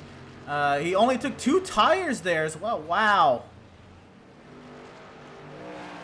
Oh, interesting strategy call here. I mean, the left sides do not get eaten up as much as the right sides at this track. My apologies. That was a 4 tire stop. My apologies. Oh, okay. Well, still, you can pull a 2-tire stop here and make it work. You're definitely not going to be as fast for as long, but it is something that you can keep in your back pocket. Say if there was a late race incident to gain some positions. I've personally done it before at this track. I went from, I believe I was 10th at the time, went up and was leading the race and almost won. So it's something you can do, but you just have to have the truck under you to do it. And now we see that has triggered all of these other guys to start coming down. Yeah, Seth Fitzpatrick, Jeremy Poole, Jason Miz, and the most important, our race leader, Joseph Causey, has, pitted 1 lap after his teammate to cover off the undercut that that Greg Holt was maybe trying to make on Joseph Causey. Yeah, and the guy who came in first last round of pit stops, Max Service, he's still on the track. He's now the leader of the race. Maybe going to try and take this one a little bit longer and have the freshest tires towards the end. See if he can pull that strategy off. Brad Bothwell looks like he's starting to dive in. As we see, I believe that's Andrew Pratt pitting. Yeah, Brad Bothwell, and behind him is Joshua Gathright. I believe Gathright. Yep. So this has definitely triggered those early pit stops, and yeah, it's on from now. I mean, Max Service still out on the track, not coming this time. Gonna run it a little bit longer, see what he can get, and have the fresh tires at the end. Still looking back in the field though. I'm trying to look for was it Jeremiah Stutzman, our resident strategist, but Currently he's one running lap down. Yeah, 1 lap down in the 17th position, but you got to watch him for the end. We think he can make it to the end on fuel, and yeah, it's going to be very interesting to see what this end of this race brings. And Lingerfelt is now in, and well, the heartbreak here for Seth. I don't know if he was ever trying to win with after starting 16th. I mean, you're always trying to win. I should correct myself there. But Stutzman right now in 16th, 1 lap down. Joseph Kazi on the tail end of the lead lap in 9th. After all that has worked itself out. We continue on. Max Service, I'd imagine, is just sticking to schedule. No, he comes in on 1 lap 108 instead of 110. He'll bring in Daniel Park. Yep, so we'll see what these new tires, they're not going to be a whole lot newer than our leaders, but we'll see what these newer tires do at the end. He was keeping pace with Causey and with Holt towards the end of that run before they dived in for pit stops, even though he was 10 laps older. So we'll see what he does with newer tires. We got a spinner. Kyle Lingerfelt, and I'd imagine he's just trying to get it to pit road there. I don't know what will be made of that, or maybe he was just trying to flip it. But there he goes. He'll get back going. I'd imagine that's a solo spin, but we're going to take a replay to make sure. I don't see the field slowing down as if it's a yellow. I believe we're good to go. Devin Smith makes his way to pit lane, though. Maybe make sure he's in the pits before caution comes out. Yeah, I wonder if he was, yep, he had just come back up on new tires, I believe. Yep. So Kyle Lingerfelt off of turn number 4, that's exactly, very cold, very fresh tires. Just a kiss.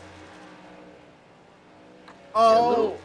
Oh, and then he kisses it again, double tap there. But, yeah, the driving backwards a little dangerous, trying to get it flipped around. It looks like he was trying to get it flipped, but oh man, there's a big group of cars coming right there. That could have been very nasty, but luckily no one was involved. I'm glad Kyle was able to get it flipped around. I know he was just trying to not flip it around in the middle of the track and involve a lot of other guys, but still, I mean, that was just a very awkward position to be in. Very awkward indeed, and of course he wasn't trying to, cause any mayhem by it or anything. But you can't help but think when you're going the correct direction, maybe in a group of 5 trucks, and you see a truck coming the other direction towards you, you can't help but panic maybe a little bit. Oh, definitely, and you're not expecting it too. You can't really see around that wall when you're coming off of 3 and 4. It's kind of a blind, and so when they're coming around the turn, they see him. I mean, I imagine there was a couple of pucker moments, is what they call them. So I imagine there was a couple of those for some of the drivers that were on the inside lane there. But here's Brad Bothwell and Seth Fitzpatrick after they made their spots, along with I believe that is McClune. Is that McClune? I'm not sure. 89. Kevin Thompson. Kevin Thompson leads over Devin Smith.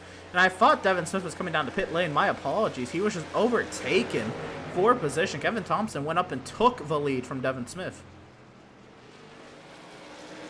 Yeah, these two have been around each other pretty much the whole night, been battling pretty good. They've been right on each other. So, I mean, Devin Smith is not going anywhere. He's right back on the back bumper. He backs up a little bit. I think is he out of gas? No. Or no, he's saving. I don't know, because of the lap he pitted, that it's even worth trying. I don't know. I mean, I guess you might as well try if you're on the strategy, but I don't know if it's going to work out for him. Yeah, I'm not too sure. Maybe you're losing the... I think was the Jeremiah Stutzman kind of, he's still, now he's 2 laps down. Or sorry, is he 2? No, he's 1 lap down. He's still 1 lap down and did not get in front of Joseph Causey after he pitted. So maybe you're losing a little too much time trying to save and do the 1-stop strategy. Maybe it is better to go for the 2. So Not sure exactly why he was cutting it off at 3 and 4. Maybe just trying to go and have fresh tires at the end. But yeah, we're definitely gonna have to see him stop. I don't think they can make it at all. Well, here's the next thing. Joseph Kazi, he's only 2 seconds back. He's getting ready to take the lead on the track from these two to absolutely derail the one-stop strategy that Devin Smith is desperately trying. I don't really see it working out now, especially with Kazi right behind. Yeah, and as much fuel as he's going to have to save, he's really going to have to cut the truck off, let it coast a lot longer than anyone else, and whereas Kazi can just push it full out, knows he has enough fuel to make it. He can run the truck like he wants to, and yeah, he's right on the back bumper now. Well, let's remember back to last season's race at the Legacy Phoenix Raceway Indy Cars. Joseph Kazi went for a wild ride down the front straightaway after an equipment malfunction. Coming back to Phoenix this season, looking for a little bit of redemption. Of course, has been up front quite a bit this season, but has not really had that raw, dominant pace. Joseph Kazi trying to change the tide a little bit. He'll power his way by the 95 of Devin Smith. Joseph Kazi, again, in that entire Performance Sim Sport group, they've been very dominant this season, just not have had the wins to show for it. They won, of course, at Daytona with Jason Miz, and well, that's about it. So they're trying to put another win in their column to maybe establish some sort of, I guess, status amongst their competitors. And I believe that was Kevin Thompson darting off into the pit lane, and that will officially seal the lead for Joseph Kazi. But again, Performance Sim Sport, they have the speed to like dominate these races, but they just have not been able to get the results. Whether it's at their own fault or, of a late race yellow coming out or something else in the mix or somebody else just being faster. Performance Sim Sport needs a little bit more momentum on their side. I know Stutzman's associated with them, but I don't think he's classified on their team. I don't quite know what the story is there, but speaking of Stutzman, this is Kazi putting Jeremiah Stutzman now 1 lap down. Yeah, Stutzman did get his lap back, but now he's going to go back a lap down. That one-stop strategy not working out too well for him. Unfortunately, I was hoping to see some fireworks at the end for Stutzman. I know he likes to pull some of these strategies out, and sometimes they work and sometimes they backfire. It looks like tonight's is not what he wanted. Greg Holt now fighting for the 3rd spot with Tyler Markle. Looks like he's going to get that as they get into turn 1. Tyler Markle again on older tires still. He's going to have to pit, as well as Devin Smith, who's still out there in 2nd place. But he is 5 seconds up the road from this battle for 3rd. Yeah, absolutely. And Tyler Markle, you saw in that flyby shot right there, you heard on that flyby shot, silent truck. Again, these drivers saving fuel, smoke through 3 and 4. I'd imagine maybe just the truck trying to get down the pit road speed, and right now that is we were traveling down the pit lane at pit lane speed there. There's number 28 machine, and a little bit off the pace on pit lane, 10 miles per hour off the pace. Exactly. So hopefully he makes it down to his pit box. I'm not sure what the problem was. was. Whoa! I just saw that too. There was a truck in the middle there. That had to be interesting for our leader, the 18 truck of McClune. It looks like he spun it around. No caution, but we'll take a look here on the replay. And it was the 18 of Joshua McClune, and same song. I mean, this is the 3rd replay we're showing of a turn 4 spin, but I'd imagine there's been a few more today that we have not caught or we have not shown. This is Josh McClune. Sideways in turn 4 and keep it off the wall. No, he'll eat the wall. Now he's sitting perpendicular to the racing line. He'll tow immediately. Yeah, just not a really good spot to turn it around. I mean, he could have maybe tried to back it up and kept it on the inside there. But with the damage and all that, maybe just not worth it at this point in time. The spin, though, right in front of Brad Bothwell. Had to be very interesting for him as he's still trying to fight Max Service for potentially this 3rd place spot after all these pit stops work out, if some of these guys can't make it. But they are a little bit of ways away from the guys in front of them who they're trying to catch. So James Gilliard has hit the pit lane. I want to give a shout out to our partners here at PitStop TV, like Tucson Sound Art. Your picture, your music. Use promo code PitStop TV at checkout at TucsonSoundArt.com for 10% off of your wall-mounted sound art device today. Race Pace Setups. The Discord link will be at the end of the broadcast when we shout them out then. But Race Pace Setups, of course, pick up pace with Race Pace, a community-driven setup shop and driver development program. Permanent makeup in Maine. You deserve the best care that money can buy. Of course, Whiplash Media, the official graphic and camera provider of PitStop TV, and BAM Racing Videos by a race fan for the racing community. And of course, Whiplash Media was hard at work tonight with 2 broadcasts. One was wrapping up as we were just getting started here at the Outlaws Sim Series, the Cars Esport Tour. Of course, that was Andrew Cardinale the 4th. Joe Donahue and Trey Shuttlesworth holding down the fort in virtual North Wilkesboro at the virtual North Wilkesboro Speedway. Ryan Matthew winning that race in a very interesting race, to say the least. There was 33 entries, and they're going to cap the field at that. They're going to cap it at 30 entries. But there was quite a lot going on in that race. And the slow truck off the pit lane there, I believe that is James Gilliard. Slow on the bottom side. Was there smoke there off of 1, 2 as well?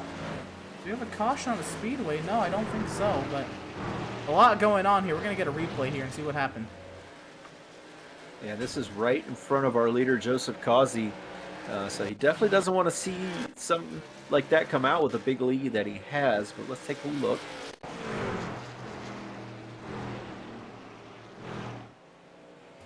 I'd imagine that this is probably just the spin from Gilliard, and the smoke was up in front of Causey.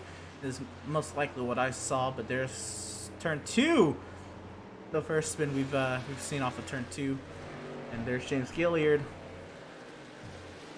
And yeah, it looks very clean behind him. It was just a solo half spin for Gilliard. He's able to save it. Yeah, there's a lot more room to save the truck down in turn 1 and turn 2.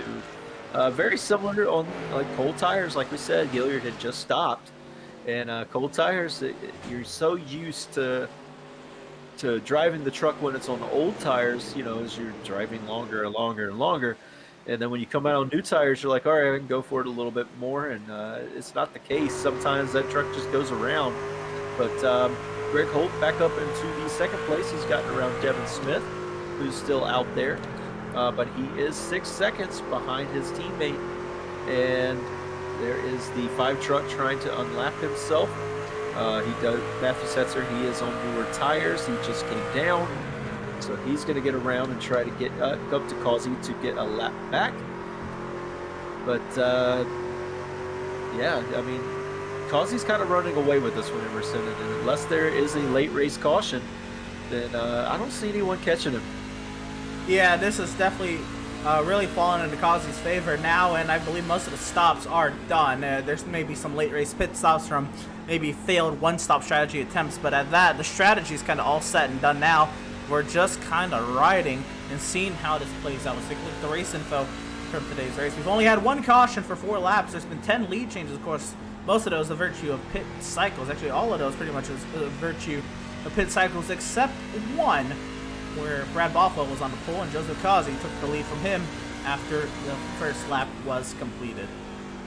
Let's take a look at the weather so far into this race. The track temp has risen 3 degrees. I'd imagine that's probably just because there's been trucks running on it, but still a very cold track temp. Yeah, very cold track temp. Not a lot of wind. That's going to affect these trucks too much. 2 to 3 miles an hour is not too bad. But yeah, the 95 truck and the 42 are still out there. Also, the 2 of Seth Fitzpatrick. They are on the... I believe Seth Fitzpatrick has pitted. Sorry about that. So yeah, the 2 oldest tires are... or the 3 oldest tires in the top 10 are Devin Smith, Tyler Markle, and Brandon Richardson. Back there in 10th, they still have not pitted. Brandon Richardson coming in now, though, to get his fresh tires and try to make it to the end. All the way lapped up to is it 9th place, I believe. Maybe even higher. Nope, 9th place. Fox is the first truck a lap down. But Yeah, I'm still kind of interested to see what Devin Smith and Tyler Markle can do. I just don't think they can save enough fuel to make it all the way to the end. I mean, maybe I'm wrong. There is only, was it 30, 32, 33? I can't really do math right now. My head's just not letting me, but not that many laps to go. I mean, we saw that Stutzman was able to do 84 laps. But I don't think these guys can do that. Well, right now we are looking, I believe, at 27 laps to go.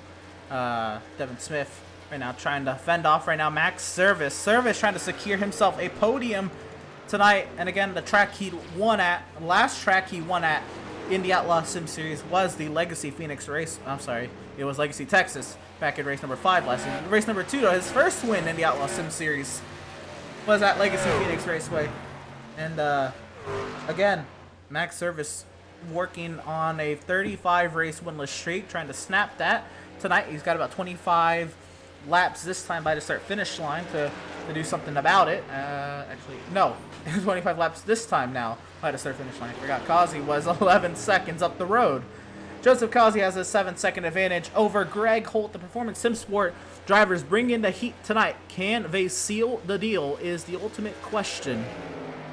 As Max Service puts himself back onto the podium, Devin Smith, Tyler Markle still have yet to pit, 4th and 5th. Seth Fitzpatrick right now riding very, very comfortably in 6th and looking to potentially take a top 5 if Smith or Markle cannot make the distance.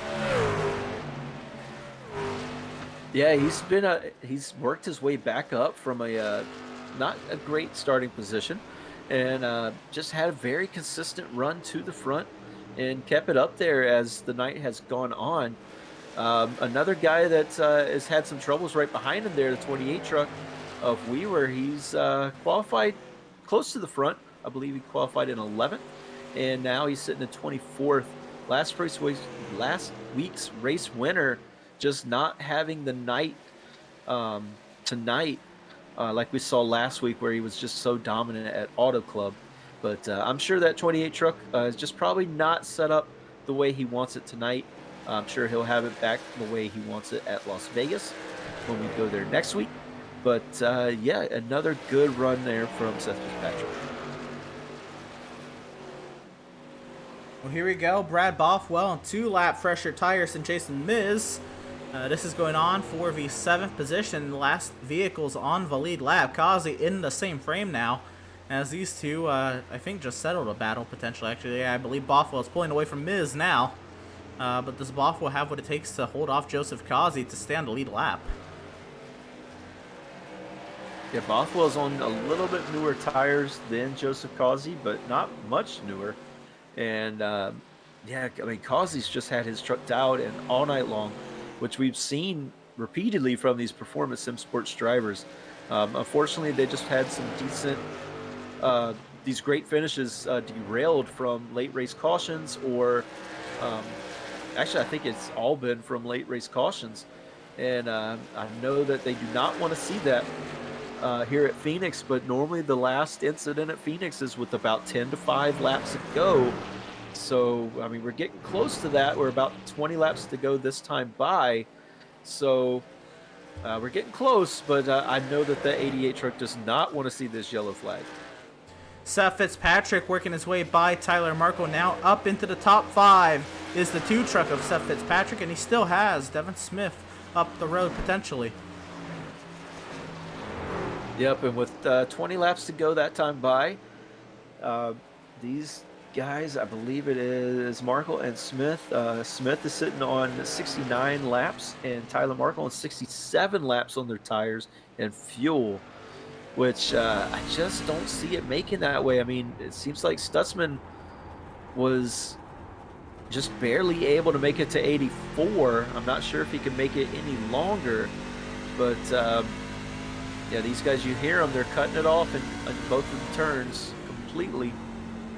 Or not really in turn 1 and 2, mainly in 3 and 4, but we saw Stutzman was cutting off in both turns. So, and he also had that early race caution to help out a little bit. They don't have that this time by. But yeah, he's cutting it off really early and letting it coast. Ooh, Little sideways. Devin Smith still trying to hold on to that truck, and that's just when you get it back to the power. That's when, you know, the tires get spinning again at a higher RPM, and you're trying to keep that truck under control. And again, on 70 lapable tires at this point, and lighter fuel cells, very difficult conditions. At the same time, you're trying to do a job of trying to, you know, stay in the highest position you can. He's got about 6 seconds over Seth Fitzpatrick, by the way. But he's got to save fuel to make it another, we're coming around to, 16 laps to go for Devin Smith. More like 17 to go, now 16. 16 to go this time by the start finish for Devin Smith. Yeah, and you hear him when he comes off of the dogleg, he's cutting the truck off immediately on that straightaway. That's a lot of speed that he's giving up there, saving. Yeah, he cuts it off very, very early, getting into 3 and 4. And, I mean, I just don't know if he's going to make it. It'll be very interesting to see. Like I said, he's on the oldest, or he pitted the latest of, or he's on the oldest tires, the oldest, you know, non-fuel. So it'd be very interesting to see if he can make it and hold on to a top 5, top 10, but very interesting to see. I want to hear if Tyler Markle's doing the same thing. He pitted 2 laps later than Devin Smith. What is Tyler Markle doing? He is also saving fuel. Again, 2 drivers off different teams. Actually, I want to double check that. Actually, they're in the same Discord, so I'd imagine maybe that is being communicated. But still, trying to get some of their better results of the season there. You see, I believe that's Fitzpatrick working by a lapped vehicle there up the track. Yep, that's a lapped vehicle, by the way. Fitzpatrick still trying to chase down Devin Smith. Devin Smith still has a 5-second advantage over Fitzpatrick. Yeah, and you hear that Markle is actually shutting his truck off in 1 and 2 as well, which Devin Smith is not. So, with that happening, I just don't see the 95 truck making it all the way. The 42 truck, though, going to put forth the best effort to make it, but Brad Bothwell is right behind him, and Jason Miz behind him, and then Causey is both right behind them. So, going to get very interesting very quickly here at the end of this race. Again, a lot of minds at work here. Several different strategies. And most of the strategies played out, except for can you make it on fuel? And you see there, that's a mistake in the fuel-saving game. You don't want to jam the gas, or you don't want to hit the clutch before you're completely off the gas. That is a no-no. You really rev the car up there. That's a lot of fuel wasted for really no reason at all. That is a no-no in the fuel-saving game. Yeah, anytime you see those high revs, that's where you're going to be using the most fuel. So a lot of guys under caution, they'll they'll turn the trucks off, or if they don't have to save much, they'll just keep it in the high gear so the revs are lower, and that saves a little bit of fuel. That's also why we were saying that max service, when you're shifting down to 3rd gear, like he was in his runs, you're not saving any fuel. You're actually using more than anyone else, because most everyone else, it seemed like, was running 4th gear through 1 and 2. But yeah, definitely going to be interesting to see if these guys can make it. 10 laps to go this next time by, and I mean, they pretty much made their bed now. They got to make it. Absolutely, they have to make it, or they're gonna suffer big time. I mean, I'd say big time. They're gonna fall down to, well, if they run out of fuel and try to make it to pit lane, that could be a loss of 2 laps. That's down to 22nd. Speaking of 22nd, I guess would be now a decent little time for housekeeping with 9 laps to go. Causey with his, oh goodness, 6.5 second advantage over Greg Holt out of the race. Joshua McClune in the 25th position. 35 laps down. Cody Vreeland in the 26th position, 58 down, out of the race. Blake Massengill out of the race in 27, 67 down. Farron Elam Jr. in 28th, out of the race, 77 down. Eric Peck, 29th, 126 laps down. Andrew Schroeder in 30th, 133rd lap, 134 laps down. And Garrett Felsi, 33rd, 157 laps down. That is very unfortunate. Garrett Velzy was not able to complete the lap, and really not of his own doing, just nowhere to go. The truck sitting perpendicular across the racetrack. It's so difficult when you're in that scenario. Yeah, and you know, you work all the practice and get the setup and everything, and then that happens. Woo! It's Moose is it's Miz. ooh, yeah. But yeah, for Velzy, you know, you have that happen. It's very disheartening.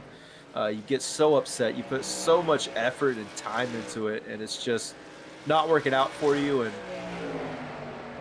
you have something like that happen. But you just got to keep pushing forward, get ready for next week, try to put your best foot forward there. So I'm sure he's going to do that. Definitely not the finish he wanted, but you know, there's next week.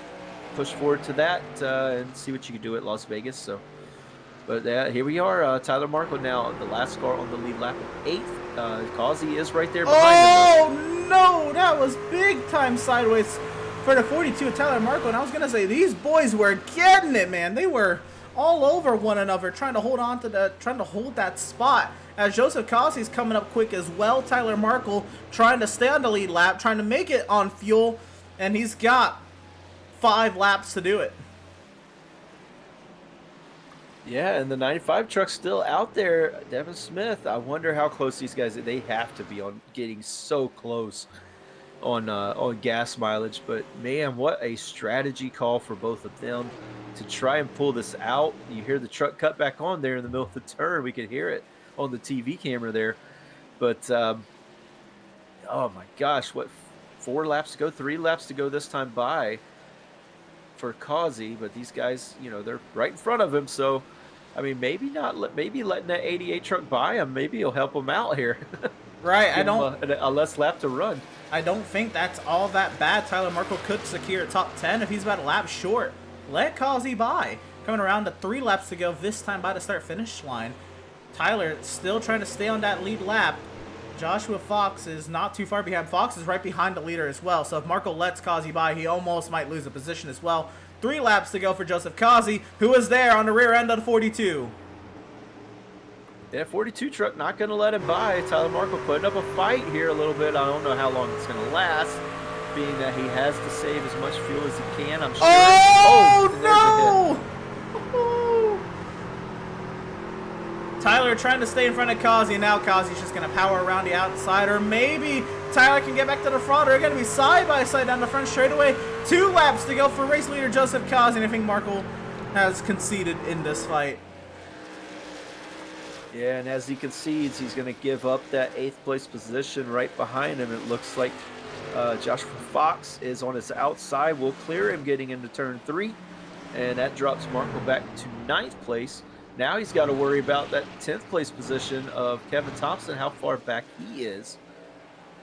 This battle back here for the 16th position is going hard tooth and nail, but Joseph Causey, with 1 mile to go, he'll take the white flag presented by Tucson Sound Art, and be dominant day for Joseph Causey. Has led well over 125 laps. He has a 6.6 second advantage. Joshua Fox, the 8th place driver, trying to get his lap back, but through turns 3 and 4 to no avail. Joseph Causey, who absolutely dominated today, Performance Sim Sport back in victory lane. Joseph Causey wins at Phoenix. Yeah, Greg Holt will take home 2nd. Max Service going to bring it home 3rd. Seth Fitzpatrick's making his way around turns 3 and 4. And he's going to bring it home in 4th. Brad Bothwell. Oh, and it looks like the 95's out of gas. You know what? He kept it on the lead lap. He will not fall any lower than 7. What a job from Devin Smith. Coasting across the line with no RPMs. Oh my gosh. And Tyler Markle also out of gas as well. Both of them just making it to the end here. Joseph Causey, reason to celebrate here in the desert. Dominant today, led 127 laps at the Jewel in the Desert, and gets to do his straight line burnout down the Avondale, Arizona front straightaway. And now he'll loop it around and just celebrate finally Performance Sim Sport back in victory lane. They've had the dominant trucks, just not been able to piece them together at the end of the races. But we're going to step aside. We'll be right back, and we'll get post-race reactions to all the crazy strategies playing out and more on the far side of this break. Don't go anywhere.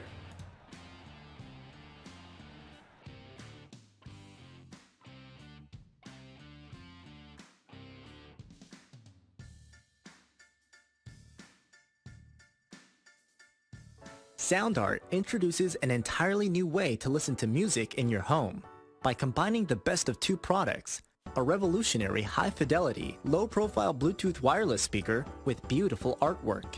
Select from a library of artwork or upload your own photos to personalize your experience. SoundArt ushers in an era of invisible, beautiful, and amazing sound throughout your home and redefines your entire entertainment system. The need to reclaim your floor space and rid your home of unsightly speaker boxes that need to be bolted to the wall is now a thing of the past. Our canvas is printed on high-quality permalite by Breathing Color. And select from our gallery or upload your own. Standard sizes include 16 by 20 and 18 by 24 canvas wrapped. Custom sizing is available, as well as surround sound options.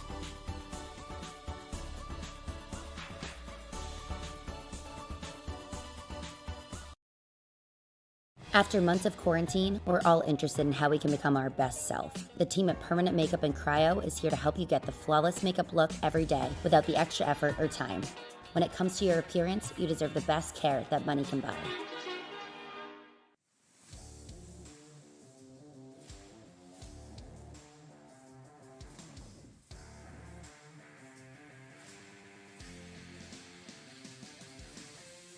Welcome, race fans, back to the virtual Avondale, Arizona. We're here now in the post-race coverage of the Outlaws Sim Series, round number 5 of 22 here at the Phoenix Raceway. It was quite the race. Joseph Kazi dominated today, and he will pull into victory lane.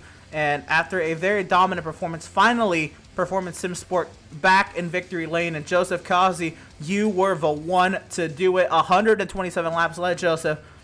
How does it feel finally getting it done?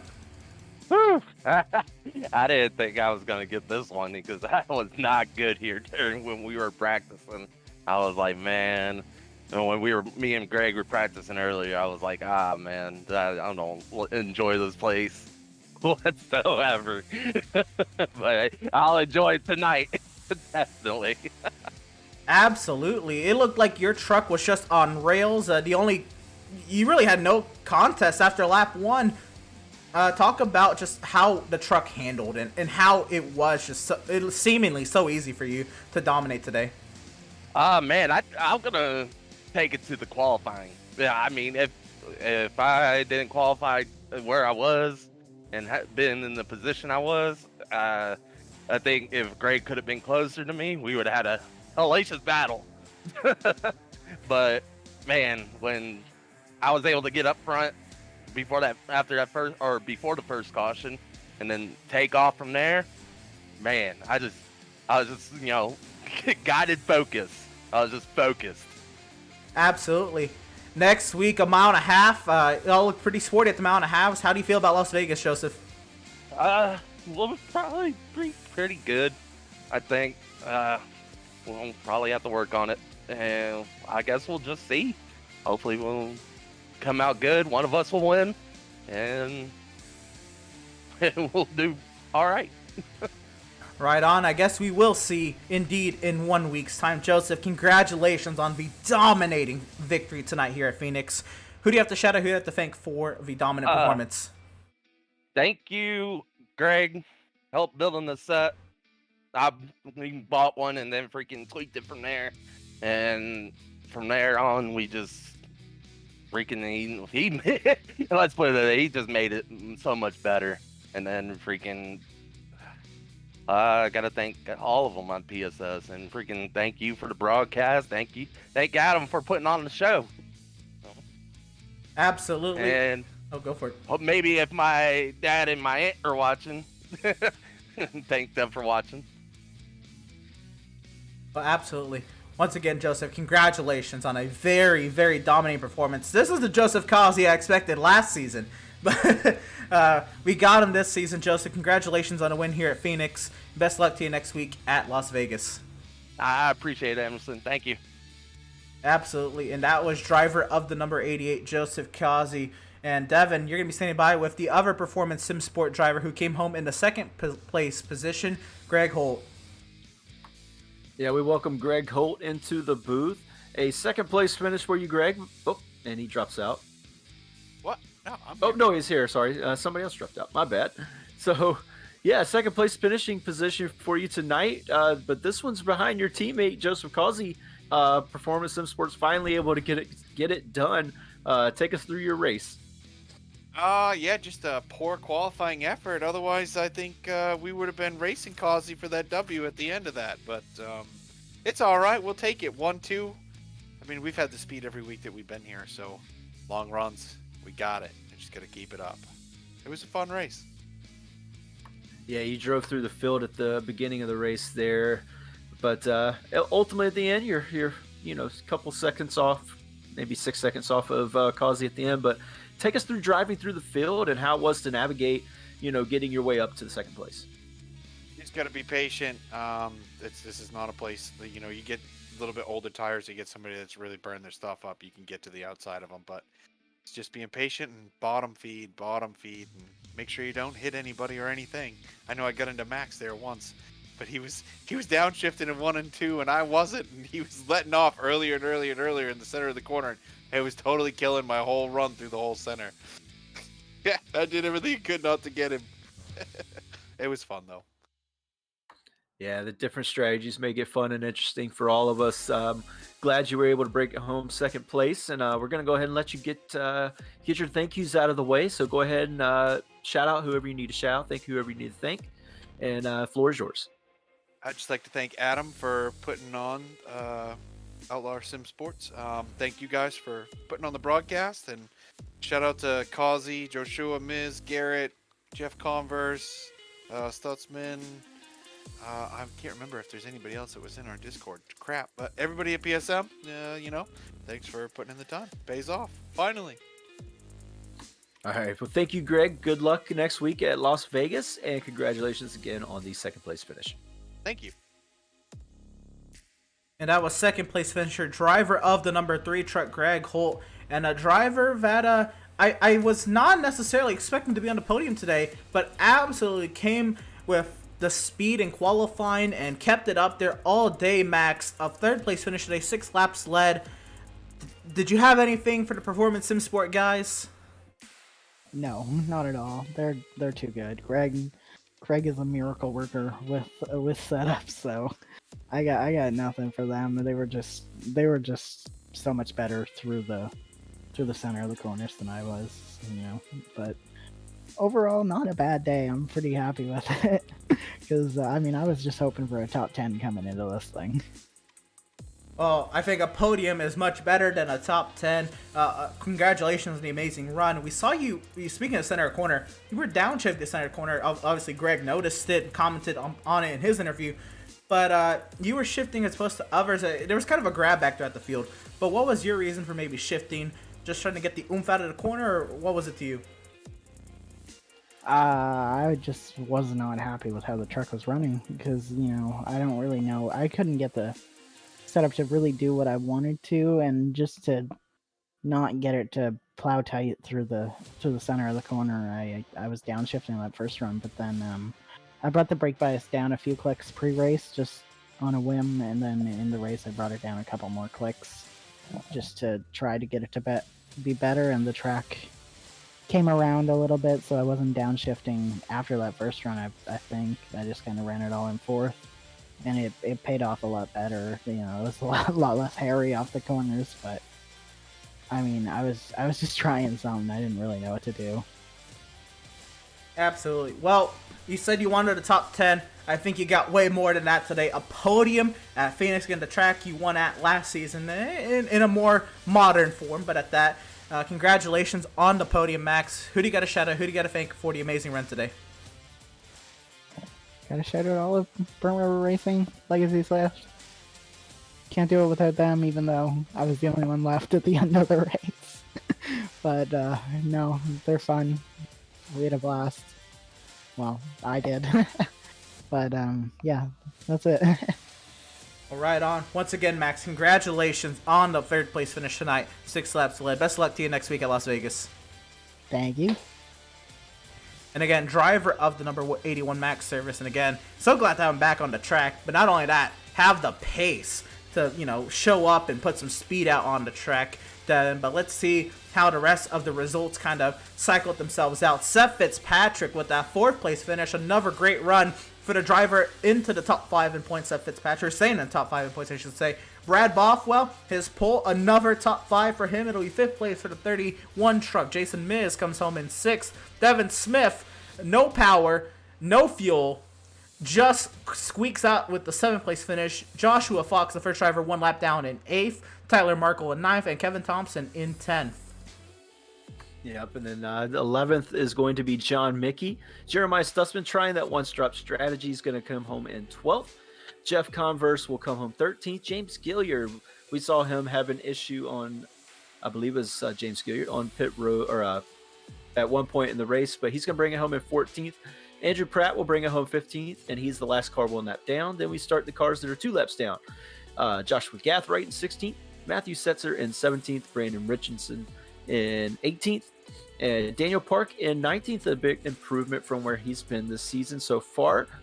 And Kyle Lingerfeld in 20th. Yeah, a little bit of a disappointing run for Kyle Lingerfeld, especially after the practice speed. On to the next page here. Jesse Adams, 2 laps down in 21st. Same with Jeremy Poole in 22nd. 4 laps down, we'll find Matt Rogers, 23rd. Joe Weaver, last week's winner, there in 24th. Then drivers out of the race, Josh McClune, Cody Vreeland, Blake Massengill, Farron Elam Jr., Eric Peck, Andrew Schroeder, and Garrett Velzy. The 31 drivers and how they came to the checkers, or just were classified when everything was all said and done. A lot of action here on the channel tonight. We had another doubleheader with the Cars Esports Tour season opener at the North Wilkesboro Speedway. Again, congratulations to Ryan Matthew, and a big shout out to Andrew Cardinale, the 4th. Joe Donahue and Trey Shuttlesworth working that production, holding down the fort at the virtual North Wilkesboro Speedway. Upcoming on the channel tomorrow night, the 3rd round of the North American Racing League GT3 cars on the channel. I'm so excited to be calling this race at Autodromo Jose Carlos Pace with João Paulo Costa, the Brazilian, on the crew. He's so hyped for Interlagos. I can't wait to see what he has to say and what kind of energy he brings for us tomorrow night, 9:15 p.m. Eastern, at Brazil's Grand Prix circuit. Friday, the MSRA National Series is back in action, and they're at the twisting and turning road course up in upstate New York at Watkins Glen International, 8:15 p.m. Eastern. You won't want to miss the Xfinity Series cars at the MSRA National Series back in action at Verodi, Watkins Glen. And Tuesday night, Newark, after their week off this week, back in action. The final race of the regular season, 6:40 p.m. Eastern, Legacy Daytona, NASCAR Xfinity Series cars. You won't want to miss it. Next Wednesday night, the IORL IndyCar Series has their season finale in their tight points battle at the Auto Club Speedway. That's going to be going live 10 minutes before we go live next Wednesday night with the Outlaws Sim Series at Las Vegas. Devin, so much hype around this upcoming week of broadcast. Where can everybody catch up with all the updates? Yeah, everybody can catch up with all the updates on PitStop TV social media, facebook.com/PitStop TV. And then on Twitter, twitter.com is the /PitStop TV _. And then Instagram.com is /PitStop _Pit_Stop_TV. And then YouTube is /C, the letter C, /PitStop TV 1. And that is how you can catch up with all of your PitStop TV broadcasts and also see our Facebook media posts our social media posts throughout the week. Absolutely. Social media postings going up, Facebook, Instagram, Twitter, all throughout the week. You won't want to miss them.